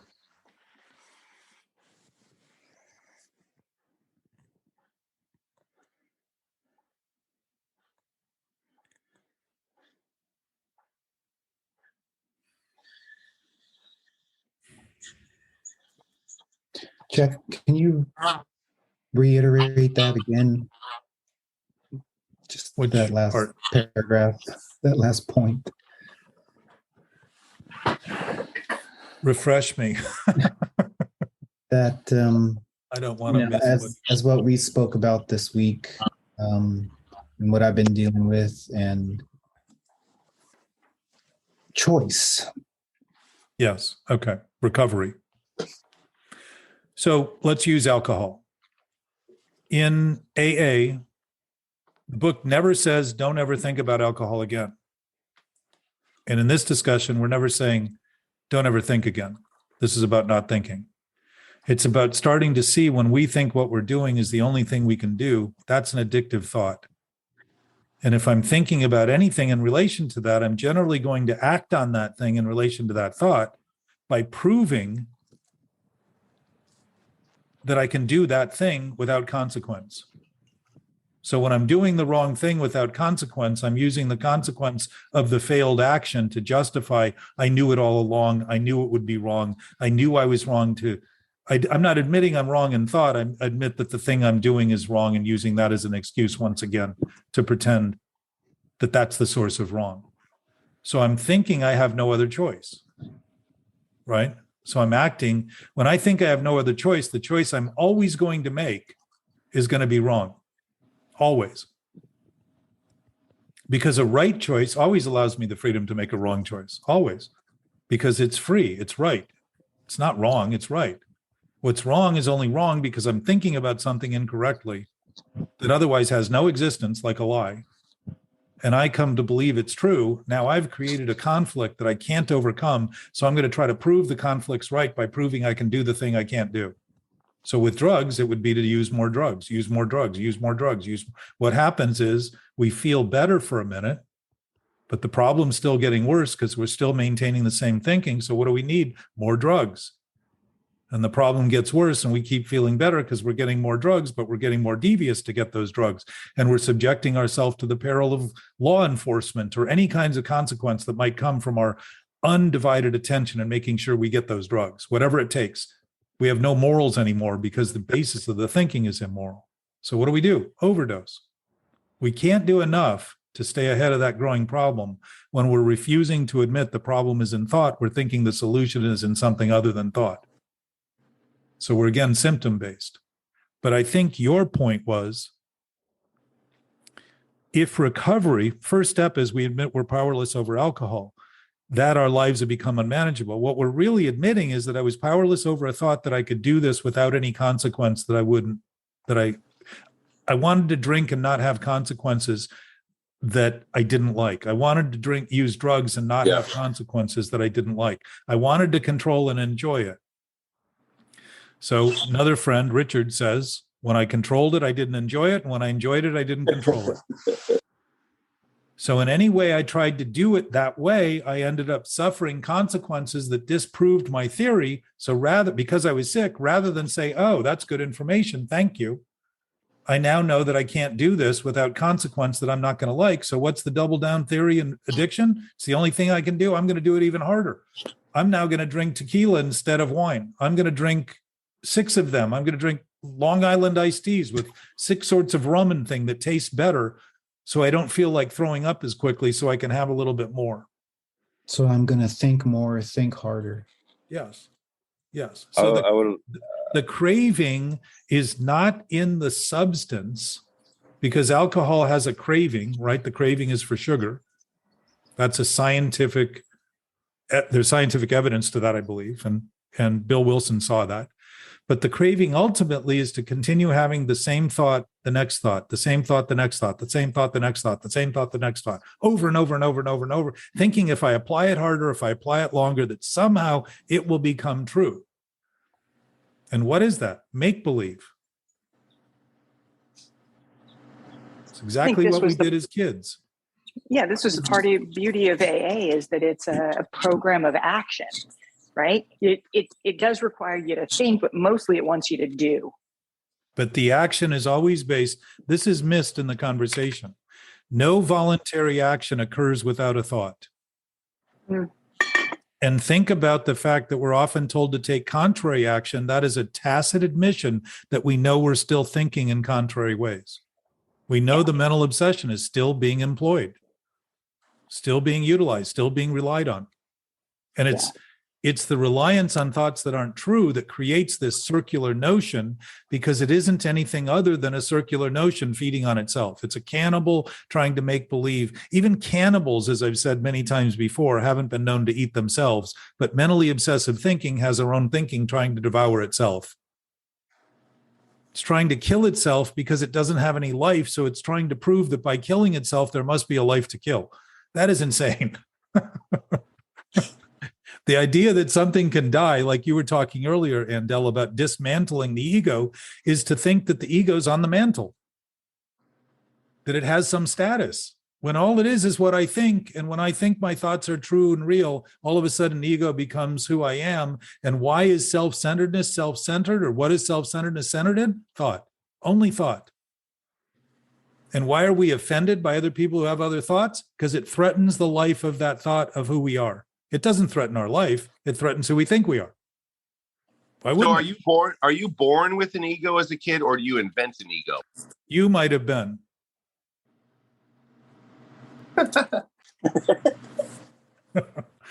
I suspect we invented, Anthony, because we don't do a lot of thinking when we're born. The cognitive capacity that we have is our knowingness, I sense, is intact, because it wouldn't be unknowing. We knew enough to do what we did to get where we are when we're popping out of the womb. You know, there seems to be some knowingness there that's inherent into our systems, but I don't know that thinking develops immediately. And Catherine might have some ideas about that because she's worked in. No, I don't. So there is some scientific evidence that the cognitive process starts at 1 or 2 or 3, but there's anything we're doing to interact within our experience is beginning to teach us certain things. We're starting to learn. Right. We may not be thinking about them in ways that we consider thought in a rational form, but we're certainly aware, and the brain we know to cry. I mean, it's pretty amazing that babies know to cry to get what they want, and they have almost no capacity to take care of themselves, but they know exactly how to tell us what they need. Now, there's a sense of knowing that would transcend thinking, because most of us don't even know how to tell people what we need as adults in real terms. If we need anything from other people, we tend to deny it. We don't, oh no, I don't need any help. No, I'm better off alone. I'm just going to go home and commiserate with myself for several days and wonder why I feel lonely.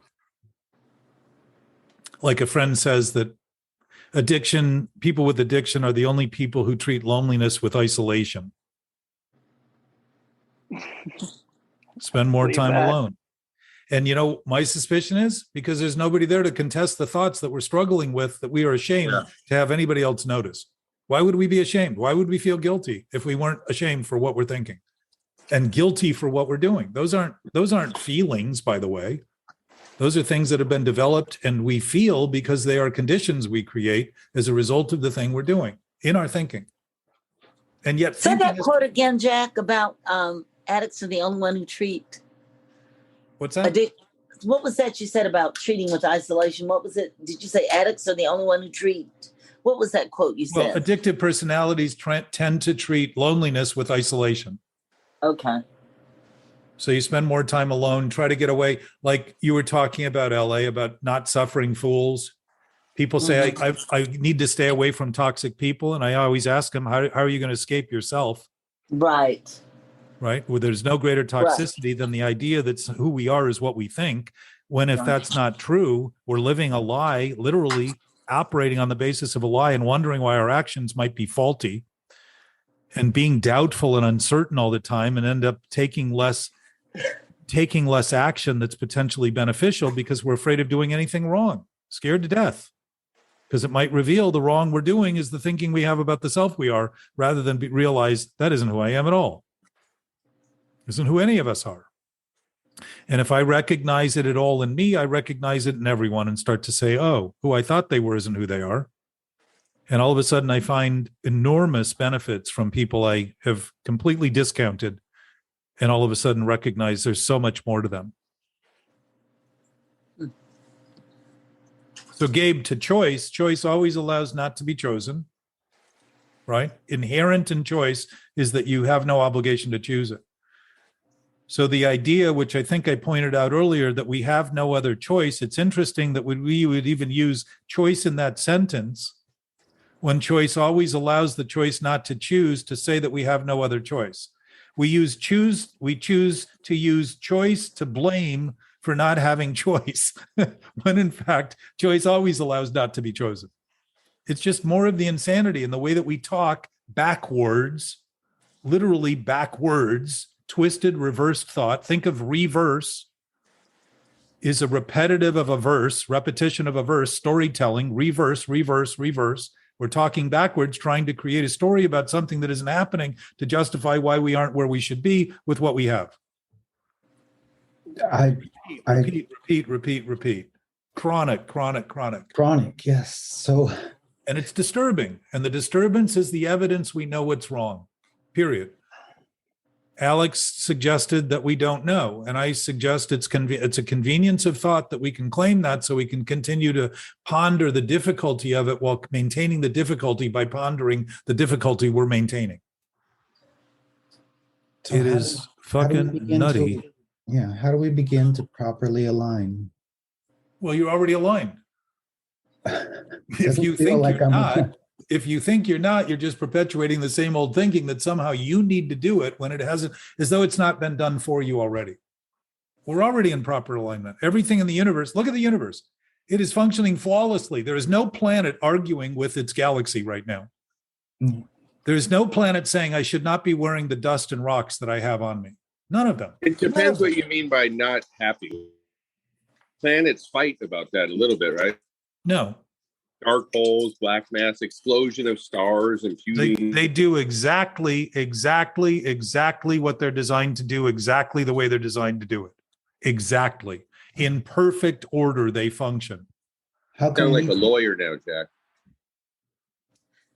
How come we don't perform? They're exploding, but you're saying that. Because we have the unique quality of being able to think of ourselves, contemplate ourselves. And interestingly, you would think that's an asset, and we have turned it into a liability. Human history is laden with the liability of the greatest asset we've been given to express in ways our brains, there is no computer on the earth today, as advanced as they are, that comes close to the complexity and capacity of our brains. None. And they're trying.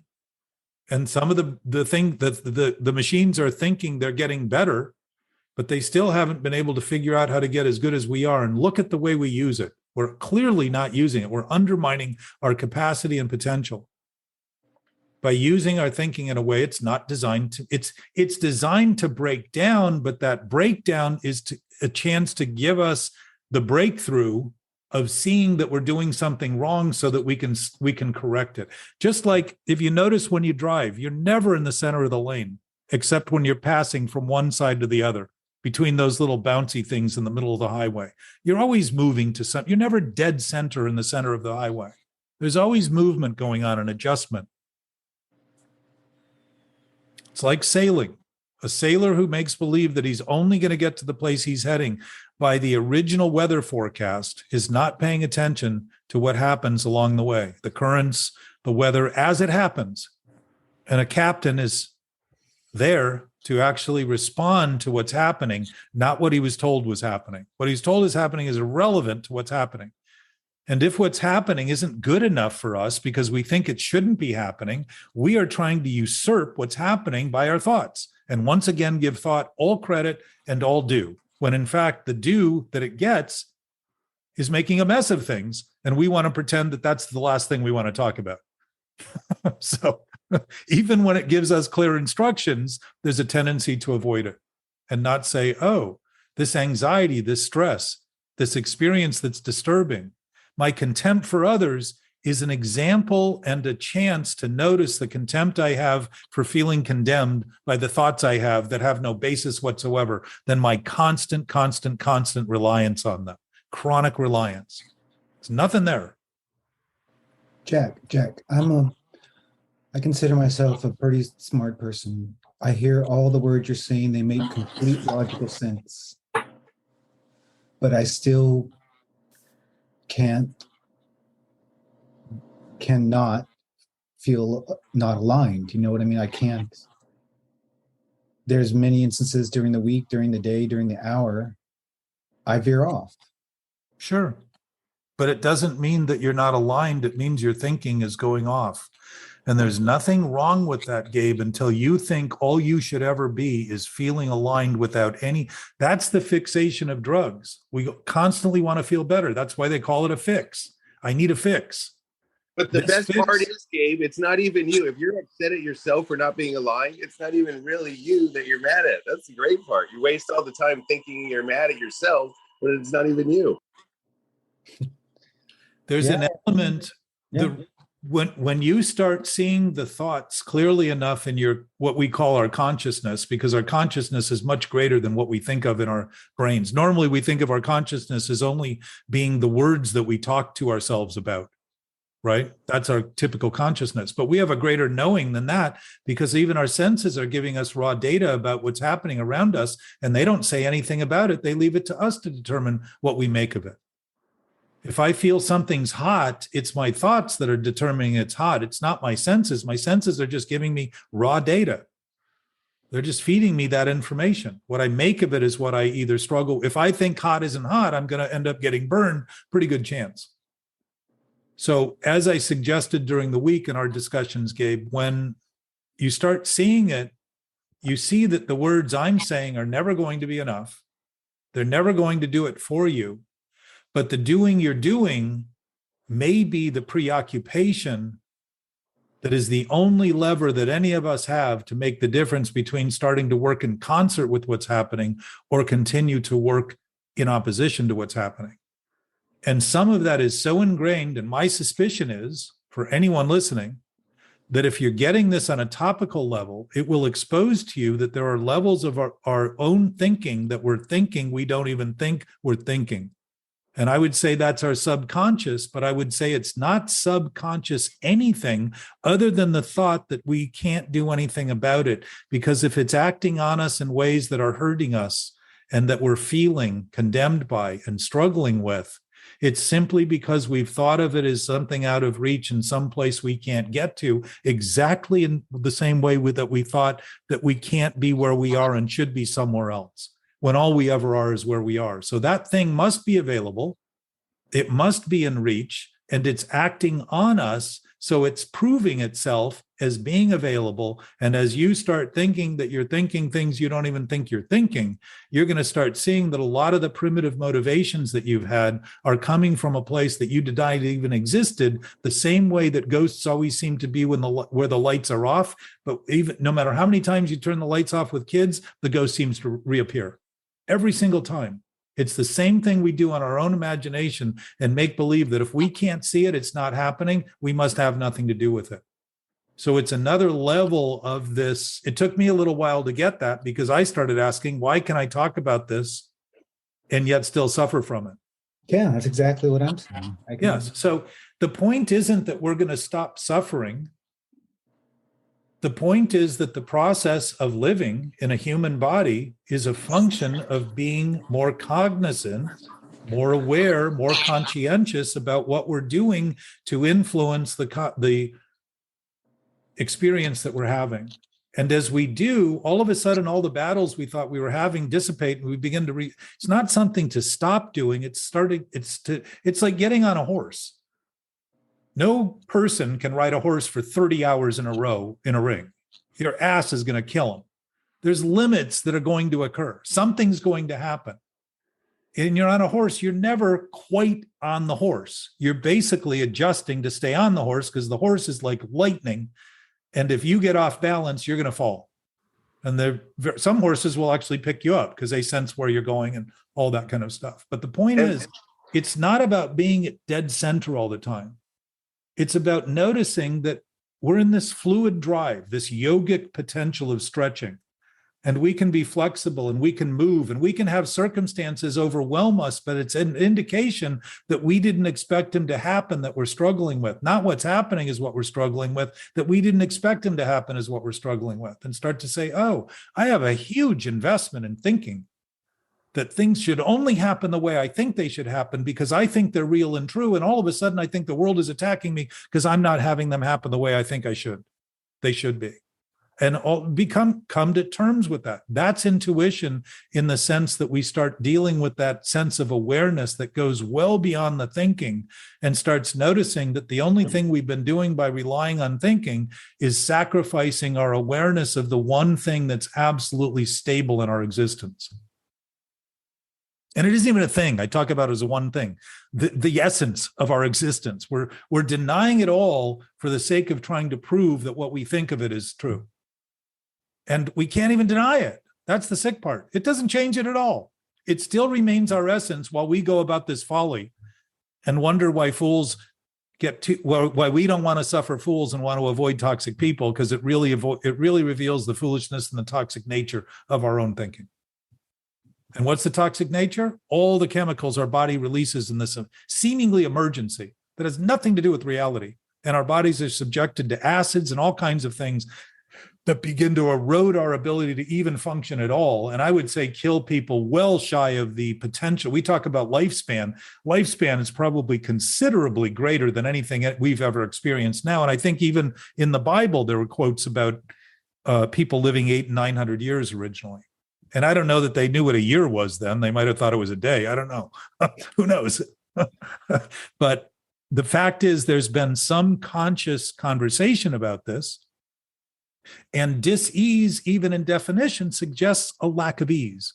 And what could be harder than trying to believe that we're not where we are and should be somewhere else? Think of that. That would have to take constant thought to even imagine could be true, because it's never true. It's never accurate. And I don't know where we are is true if who we are isn't based in time and space. It may just be where our bodies are that we're struggling with.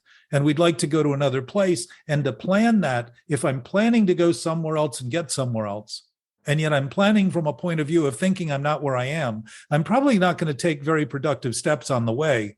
So when I do arrive, I'm going to feel that something's also wrong. And the book does say that our lives had become unmanageable, right? It doesn't ever say it gets, unmanageable. It just says that it had become unmanageable. Well, it's pointing to the fact that we're beginning to notice the thing we thought we were controlling, we were out of control of. And the unmanageability is thinking, again, that thinking is our sole source for management. So our management styles, what do we typically do with management styles? We try to feel better. We run, we work out. We eat better foods. We go to yoga. We do breathwork classes. We do anything that can heighten our sensation. Go to the movies, eat better food. Positive thinking. All about fun. And yet people seem to be afraid of death. And yet if time flies when you're having fun, why would we want to have fun? Why wouldn't suffering? Suffering seems to take forever. Why not postpone death that way? It all reveals these ironic twists of the way we operate. And my suspicion, as I've repeated here many times, is that we are not afraid of dying. Dying's natural. It happens. It has happened perfectly for everyone that has ever gone through it yet. Nobody's come back and said, I really was a fuck up. I failed once again.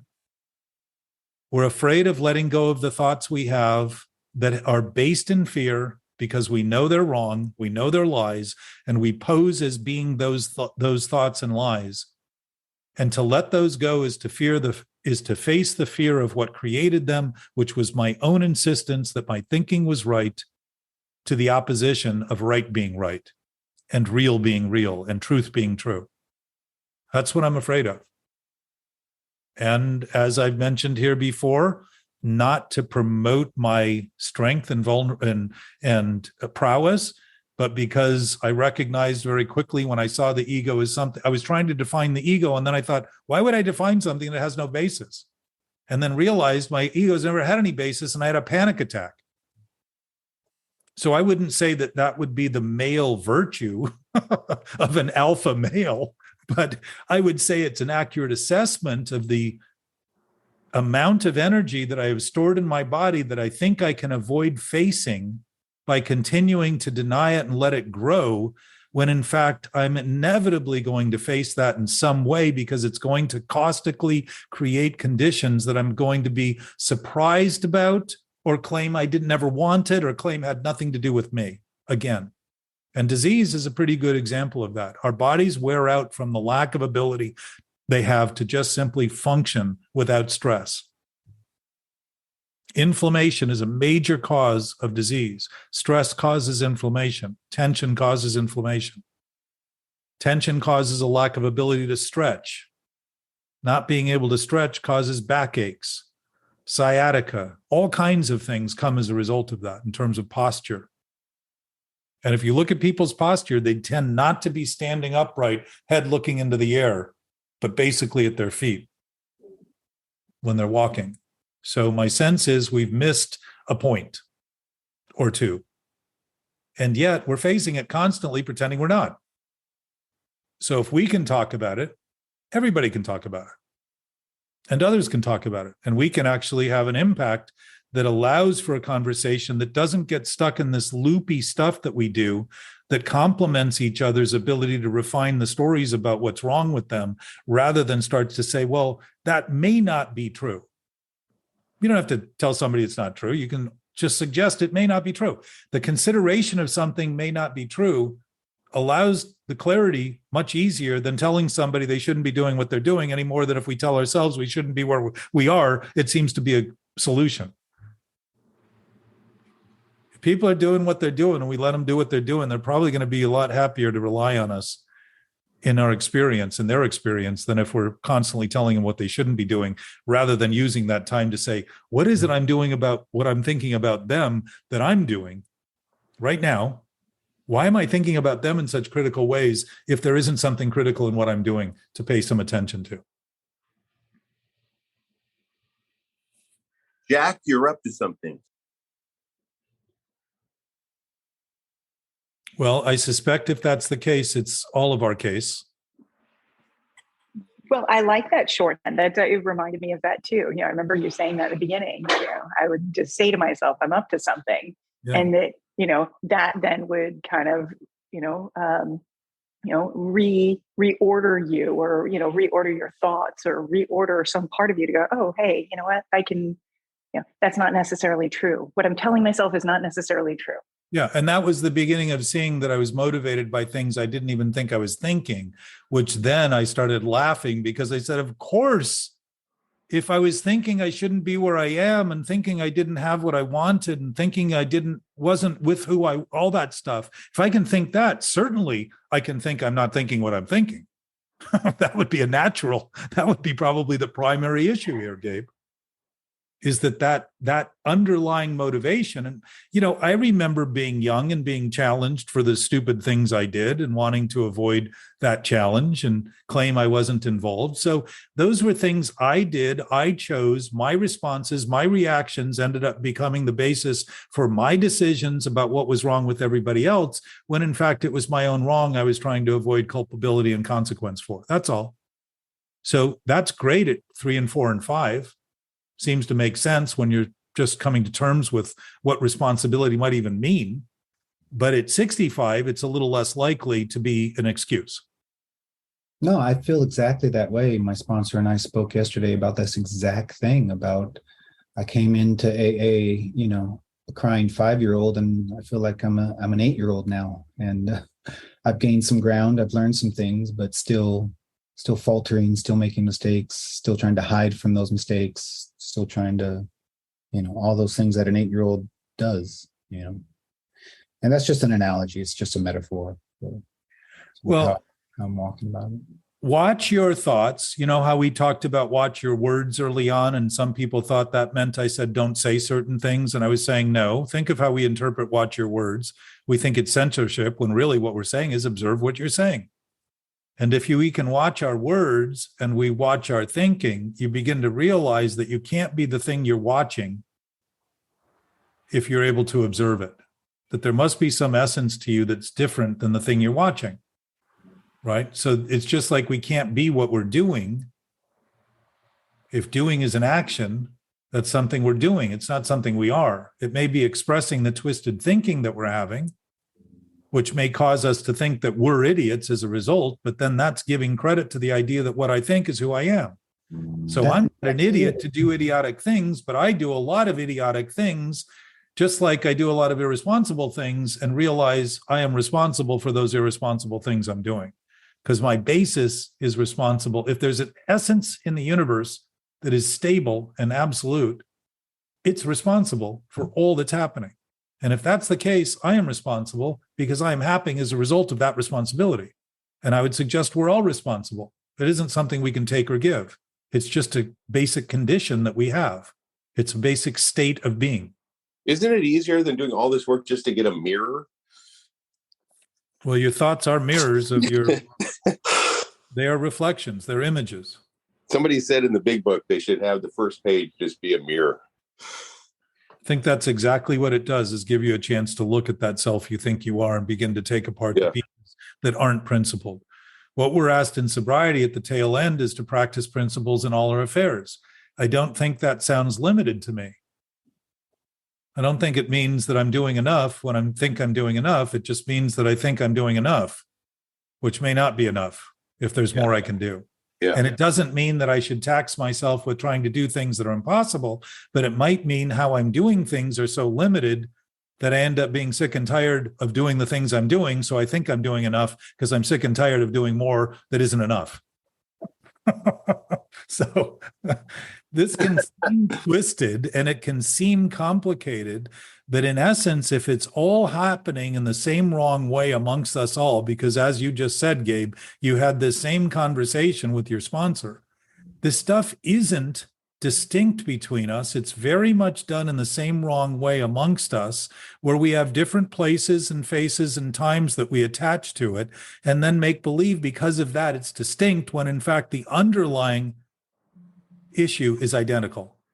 If we're intact in an absolute way, the divisive nature of our thinking is divisive in the exact same way. It isn't different. So the idea that it's complicated is to think of all the little things we do as separate rather than see them as unified by one fractured state, and that is, I'm not connected to something that's absolute and whole. That single thought, that single initial thought is what subjects me to all the fractured states of brain and mind, seeming mind, and thoughts, to give myself the impression that it's the little thing. I need to fix that thought, and I need to fix that thought, and I need to fix that thought. And if I get this teeter-totter balanced, all the other ones will balance, when in fact, I'm not even noticing that teeter-totters are standing on balanced ground. Let's reiterate that, Jack, the connection, that single thought. So if there's an absolute source that's indivisible, could we ever be apart from it? Ever, ever.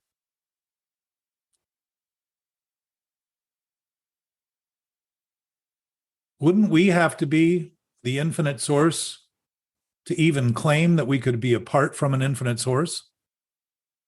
And even an infinite source being apart from its infinite source would laugh at the concept because it would be trying to get apart from what it's going to. Just like we talked about last week, the opposite of the infinite is infinite because it's not relative. It's not in this spatial dynamic that we're living in.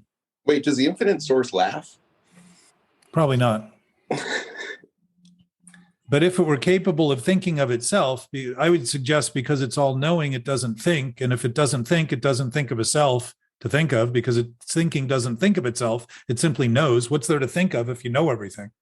And if you understand that, you need to sign up for this mental obsession course every Sunday. That made sense. The sense is we don't need to understand it to know it, but when we start understanding what we're doing, we start using understanding as a form of seeing that isn't visible. So we start seeing the things that we think we can't see with our eyes and start seeing the depth and capacity we have to actually be aware of so much more than we think. And I'm so embarrassed because about 10 minutes ago or 15 minutes ago, Gabe was nice enough to be so honest about how he was feeling. I really appreciate that. But he asked Jack to sum it up. And for some reason, Jack's mic wasn't on for a second. And I started, oh, well, I could sum that up. And it was so far off the mark. It was hilarious. I was so glad I didn't try to jump in or, because you really did. Yeah, I want to thank Jack again for Jack and I had a 5:30 in the morning coffee on Wednesday or Thursday. That explains a lot, Gabe. After texting at 4:00 in the morning.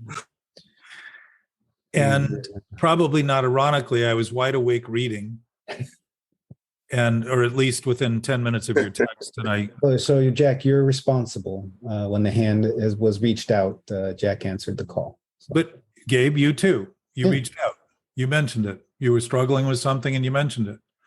If this absolute source is absolute, it's very confounding to thinking that has only been thinking about thinking to even imagine something that has no limits, that doesn't function in space or time, that literally can't come or go, that doesn't abide by any of the dictates of thought in terms of a relative thing.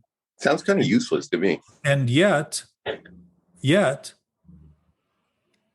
thinking based on that, expressing that, stabilizes almost immediately when it considers that. Because it starts to take the pressure off of thinking, misutilizing and misappropriating our thoughts. Overutilizing, overthinking is all thinking. It's an undue reliance on thought to do what it can't do by asking it to be real and true, when in fact reality and truth produced it.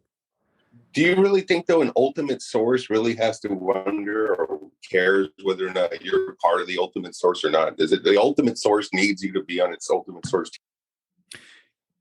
To an ultimate source, nothing we do matters, I would think, at all, because our essence is not changed in it at all. So what does it do for you?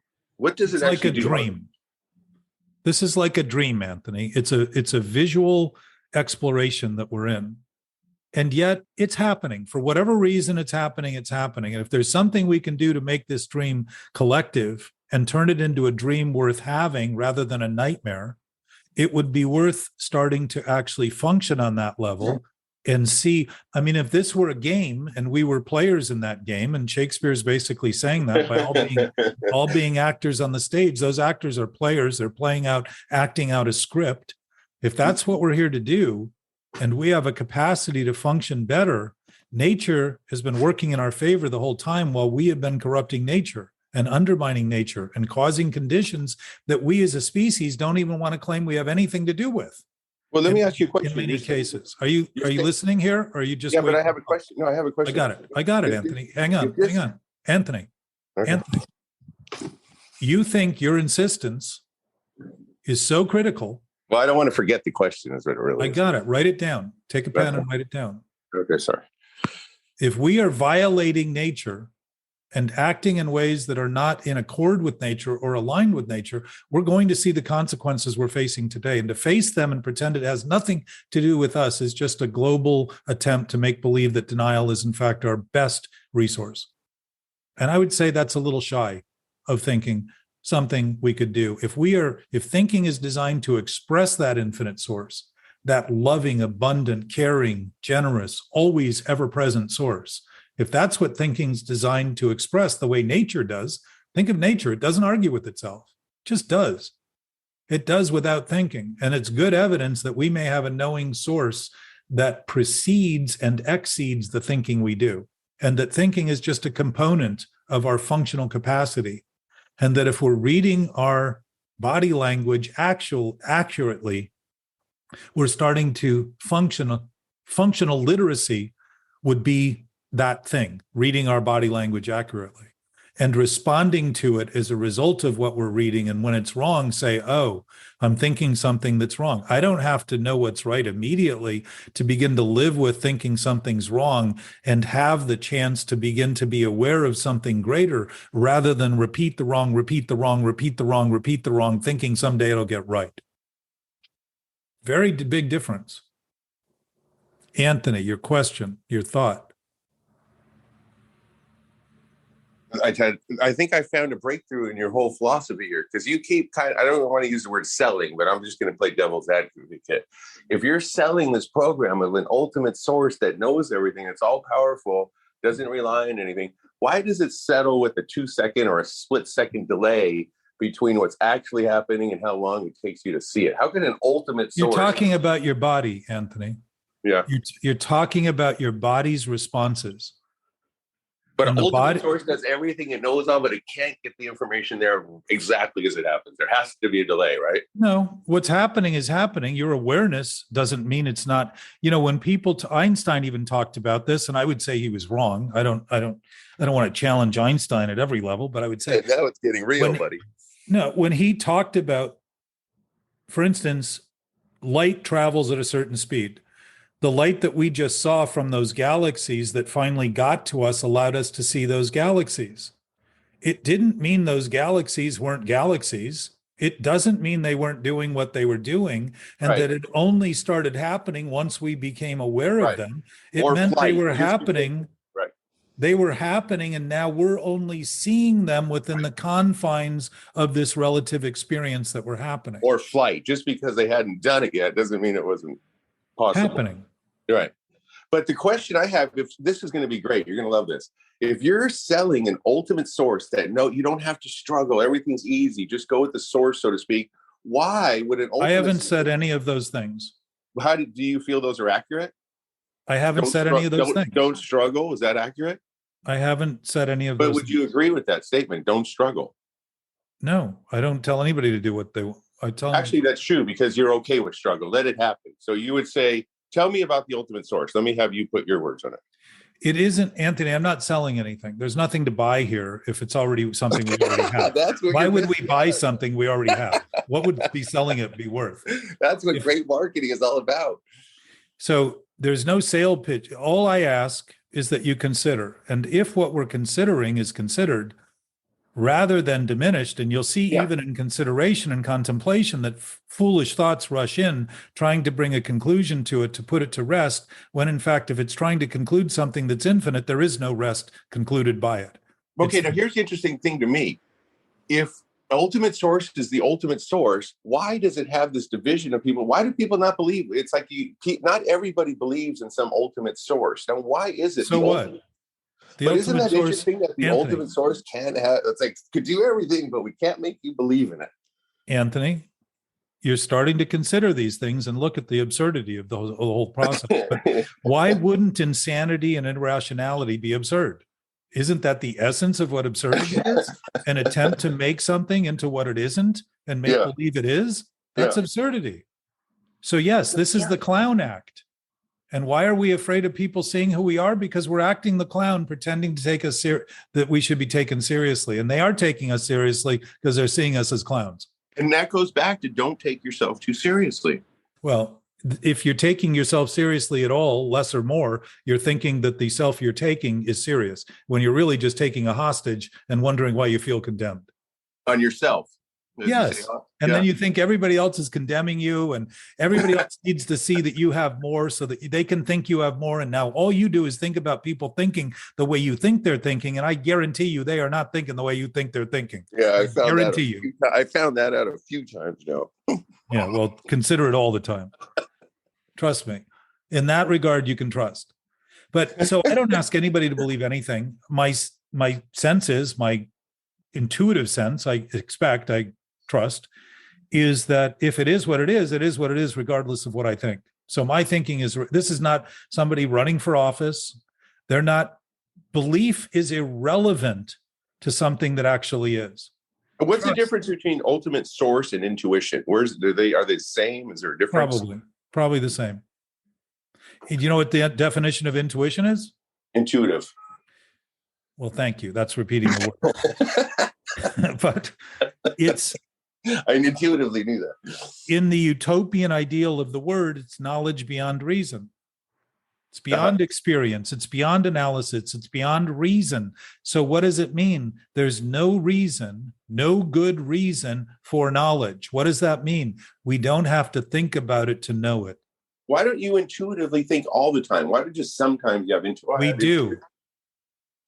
We do. You're just so wrapped up in your thinking, you think you don't. I would say that isn't just you, Anthony. I do that too. Yeah. The reason I talk about this isn't because I don't do those things. It's because I want to get better about talking about it. You want to see, you want to look in the mirror. Well, I want to speak accurately to what's happening, and you know that's impossible, right? Well, I don't know that it's impossible to say truth is true. I don't know it's but you can, you can't, right? That's impossible to always speak accurately.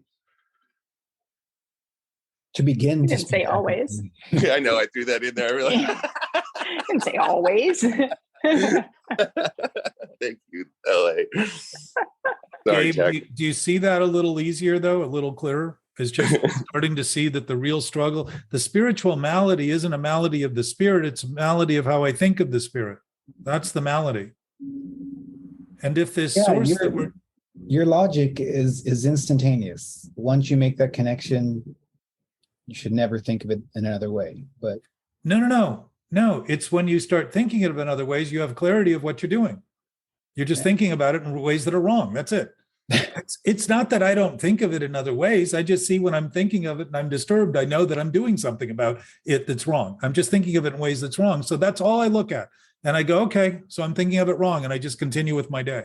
So what have I done? I've created a premise that's at peace with what I'm doing rather than one that's at odds with what I'm doing. So I can move into my day and into my next experience, my new experience, with a sense of freedom and prowess and fulfillment and promise, because I'm not doing something that's always going to lead to the broken promise of addiction, which is the promise of everything, but the end result of nothing. Why? Because it starts as nothing, only promising something. There is no promise in that.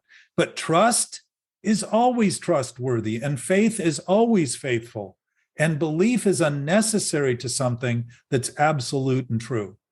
Truth doesn't rely on belief, but if I even believe, that's a consideration. But if I think it's because I'm believing that it makes it true, I'm once again back to thinking it's my thinking that's concluding the truth, rather than saying, hey, the only reason my belief aligns now is because I'm believing in something that's believable because it actually exists. Yeah, the goal is not to do this where you never have thoughts and feelings. The goal is just to know what you're doing when you're doing it. It's sailing. It's just being in the ocean and realizing that if you tighten the mainsail a little more, you're going to get, hey, how are you? Hi. Where's the mainsail? I'll find it in a bit. Gabe's son just came on screen. Yeah, and I can see all my kids are starting to come here. Yeah, I spend a lot of my day not thinking about him. Yeah, well, and yet your awareness of him is constant. Yeah, so my little people have infiltrated. I spend a lot of time thinking about the self I'm not. We undermine our capacity to give all that we have by being preoccupied with thoughts about things that aren't happening. Yeah. And to begin to notice that is to begin to feel some sadness and mourning and grief over the lack that we've given and the lack that we've received that has been offered freely, that we have diminished in the same diminished capacity that we think who we are is only what we think. Only. And that is an impossibility trying to be made possible. That's a pretty major conflict if we're basing our life on that and wondering why things seem to go to hell. All I know is that if I'm going to do it, I need a good cup of coffee first. No, you're right, Jack. Basing my life, basing it on it. Foundation, structure. Yeah. Base of this. You're an architect. No, Think of the base of this. foundation. If the foundation's in conflict with good engineering, what you could build the perfect structure. What's going to happen? Yeah, that perfect skyscraper in San Francisco is sinking. So we try to refine our thinking and get better at doing what's worse and wonder why we continue to struggle, because the foundation of that thinking is just egoistic, self-centered, immoral thoughts. That's it. And at times it can feel like a whole skyscraper is just weighing you down with your thoughts and sinking to a new level. Get rid of old ideas. Well, not get rid of them. I'll go a step further, Gabe, and to tell you that the only old idea is the one you think is old because they don't exist anywhere other than our thought. Yeah. That's the same with delusion and lies. There is no place they exist other than our maintenance of them, and they don't even exist there, and they're unsubstantiated because they have no substance, and it's why we feel a lack of fulfillment and emptiness. We're witnessing the emptiness of that maintenance that has nothing other than our constant thought, and we're using the constant thought that's killing us to justify our saving our life. But to be useful, is there anything different you could do next time, Gabe, that doesn't have this problem? Because you're going to be doing buildings in the future that you learn from this. Anthony, it's what we're doing now that determines that seeming future. That's the mental obsession, though. You could spend a long time going back and thinking about what could change and for next time. And actually, it's helpful, though. There is some advantage to it. I mean, I know we're running long here, but I think to answer your question, Anthony, like when I first came in, I used to have panic attacks on a basically daily basis or every few days. And then I loved you at that point. Talking with all of you, I had one this week. I'm talking with Jack, but how long has that been? I don't know, 6-8 months, a year? I don't know. So like it went from literally almost daily to a long stretch. And then one good sinking skyscraper can do that to you. And again, it's made up thoughts about things that aren't real, that are scaring me into not sleeping and all these things that just aren't real. They're just thoughts of who I am, who I think I am. So coming to terms with that is a reckoning. And the big book says we had to swallow some pretty big chunks. This is the biggest chunk, and it can feel suffocating to even begin to entertain the idea of digesting it. And I say this to everyone out there too, and I want to remind everybody here. When we start acting in ways that are aligned with what's happening, it will feel very natural to feel better, but it won't seem to be any different than what we've always been doing because we've always been natural, thinking we weren't. And the point is that sometimes we're getting a lot better and not even noticing it because it feels so natural. It isn't the disturbing nature of something getting worse that feels so unnatural that we feel every slight variation of it. And you don't need to go back in and take it apart in the same way it was built, because when you see it's delusional, it disappears as quickly as you thought it was there. It doesn't mean you can't repeat the idea that it's still there and repeat the idea, but when you see it's not there for a second, it's going to lose a lot of gravitational force and a lot of velocity in your own thinking to need to think that you need to continue to maintain it, and it will start to fall apart very easily. It will dissipate and literally dissolve. The solution we've been trying to use to be better about it dissolves because it was never a solution to deny what's wrong to try to feel better about it. It only helped what's wrong get worse and worse and worse for years and years and years. I've struggled with it my whole life since I was a kid. Yeah. It's not news to me, but often I get better and don't notice it because, again, it's so natural to be better because I've always been better simply delusionally thinking I wasn't. And that thinking was a very tiny, fractured experience. But while I gave it all my attention, I thought it was everything. This tiny little thing became everything because all I did was pay attention to it with more and more thoughts to justify it. And Gabe, I will tell you that it's probably going to be some of the things you start noticing. If you listen to your words, watch your words and watch your thoughts, you'll start seeing that a lot of those thoughts are trying to rush in to save the day of the self that you think you are, because they're scared. They're built on fear, and you've been using them so long, you continue to use them hoping that they'll save you from having to face this thing that you've been facing the whole time and just haven't admitted was always there. The wrong was always there. The facing of it was always there. If we can be as good at denying it, imagine how good we could be simply by conceding it and snapping out of it and starting to see it's possible to pick up this thought anytime I want and make believe it's true. But the likelihood of continuing to do it with the same sort of intensity and the same sort of commitment and the same sort of dogged, unbending drive will start to make less and less sense. And that's recovery is starting to see that we've always had the choice not to choose continuing to do what we've been doing. But it was only thinking that told us in this very divisive, cunning, and baffling way, the only thing we could do is continue. That's it. Yeah, that's the same of picking up a drink or picking up a think. I love that LA put on a mask. She was afraid of us online. She didn't want to catch anything.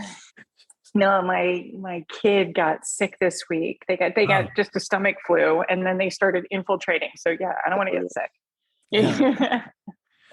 So our discussion, this started now, Laura Alice, go back to the mod 7, I think it was, and go back and listen to my introduction.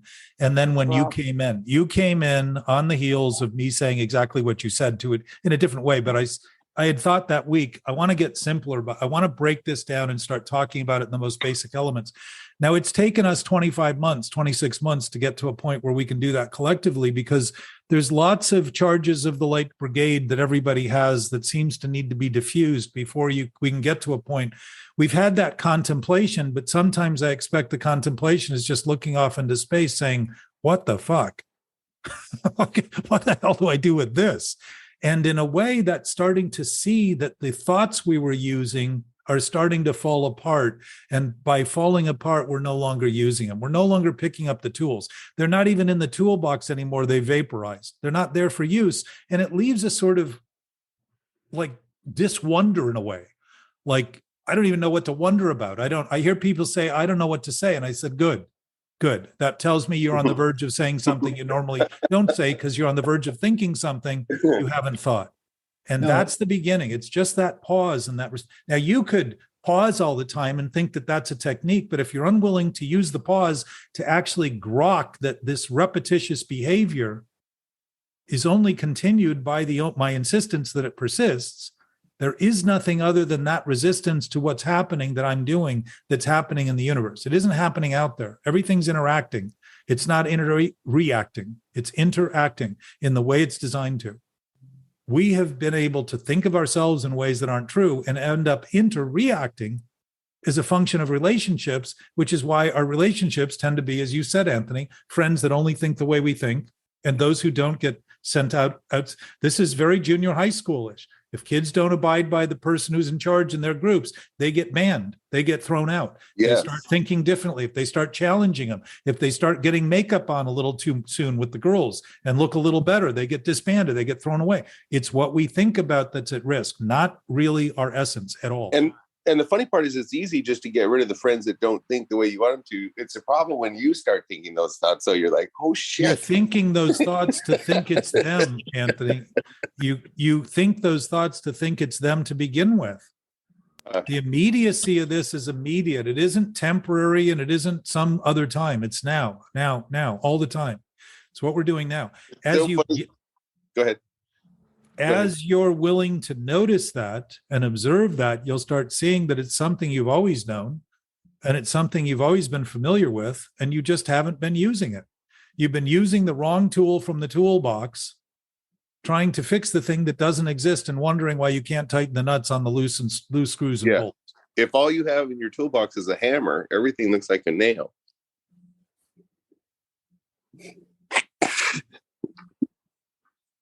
Which is kind of true. There's always a little bit of truth in all humor. There's no such thing as a little bit of truth. Is that true? You can't I be a would little say. pregnant. You can't. Well, technically, I think you could be a little bit true. Then it's a lot of lie. And I would say if there's any lie, it's not true. So we have been very clever in our talking and all this kind of stuff that we do that gets us to laugh about this. But I assure you, people are dying as a result of this in ever increasing numbers.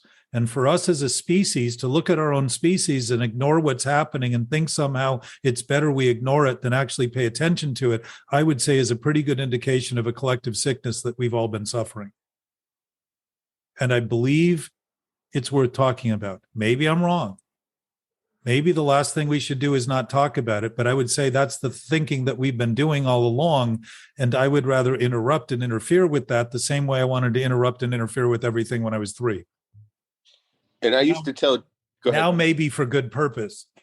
I used to Compared to tell them. Jack, you need to tell people that are just starting this lecture series that it's going to get really good, but then it's going to get really bad because you really are so open. You've just dropped down. It feels great to drop all that shield and armor. And then when that problem comes along, you're like, oh shit, I just got killed.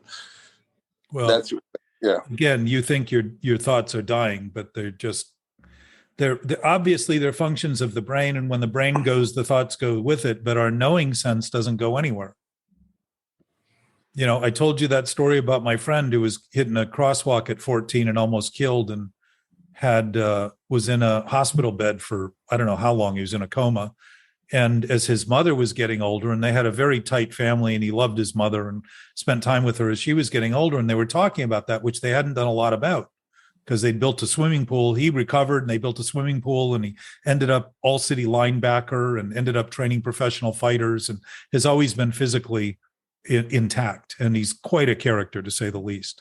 But he was talking to his mom as she got older and said to her, she was talking about being next to the bed with her husband who had died. And she went through the whole thing. And Joe said, I remember. And she said, what do you mean you remember? It was 45 years later, 50 years later. She said, what do you mean you remember? He said, I remember what you guys were wearing. You were wearing this. He was wearing that. You guys said this. You guys said that. And she said, what do you mean you remember? She's looking at him like, are you crazy? You were in a coma. And he said, no, I was watching the whole thing. And she said, why didn't you ever mention that? And he said, I thought you knew. Which, if you think about it, if somebody was concocting that, they never would have thought to think that somebody knew what they were seeing, because he was there with them visually watching what was happening in that room. His awareness was completely intact while his body was basically decimated. And it's interesting that as a species, we seem to need near-death experiences to expose the nature of our existence. And I confirmed this week, somebody told me about Stephen Jobs dying. You know what Stephen Jobs' last words were? No. He was Wow. with his family and he started looking away and looked up and he went, oh, wow, oh, wow, oh, wow, and died. Wow. Why is it we need to wait for actual death of our body to face the capacity of expression that we are designed to face? I would say that we're hell-bent on a destructive self, ego, that we believe is true enough to actually fight and correct and start to think that we're going to act better about it, rather than see there is nothing to act better about in delusion. None. The letting go absolutely, and the letting go of old thoughts is seeing that nothing old exists at all, ever. It's always been in the present. It will always be in the present. Nothing that happens is outside of the present. And we are all in the present all the time.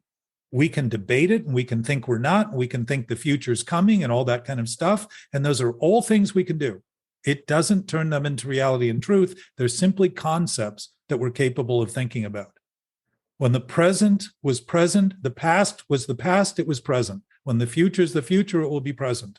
And if you notice that nothing happens at any other time than the present, you'll start noticing that everything that is happening right now where we are, and you can't have any more than everything.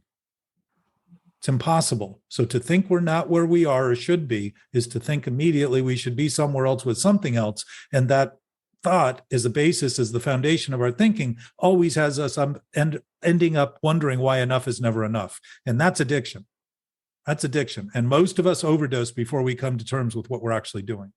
And I would say to wait till you're in a bed a minute before death might have squandered some of the time in between to actually perform in ways that could have been greater and possible for more people than less people, simply by doing what we do to isolate and insulate and build these sort of cacophonies of these tombs of lives we call safe because we're protected from everything, rather than beginning to engage with everyone and start to actually talk about this openly and honestly.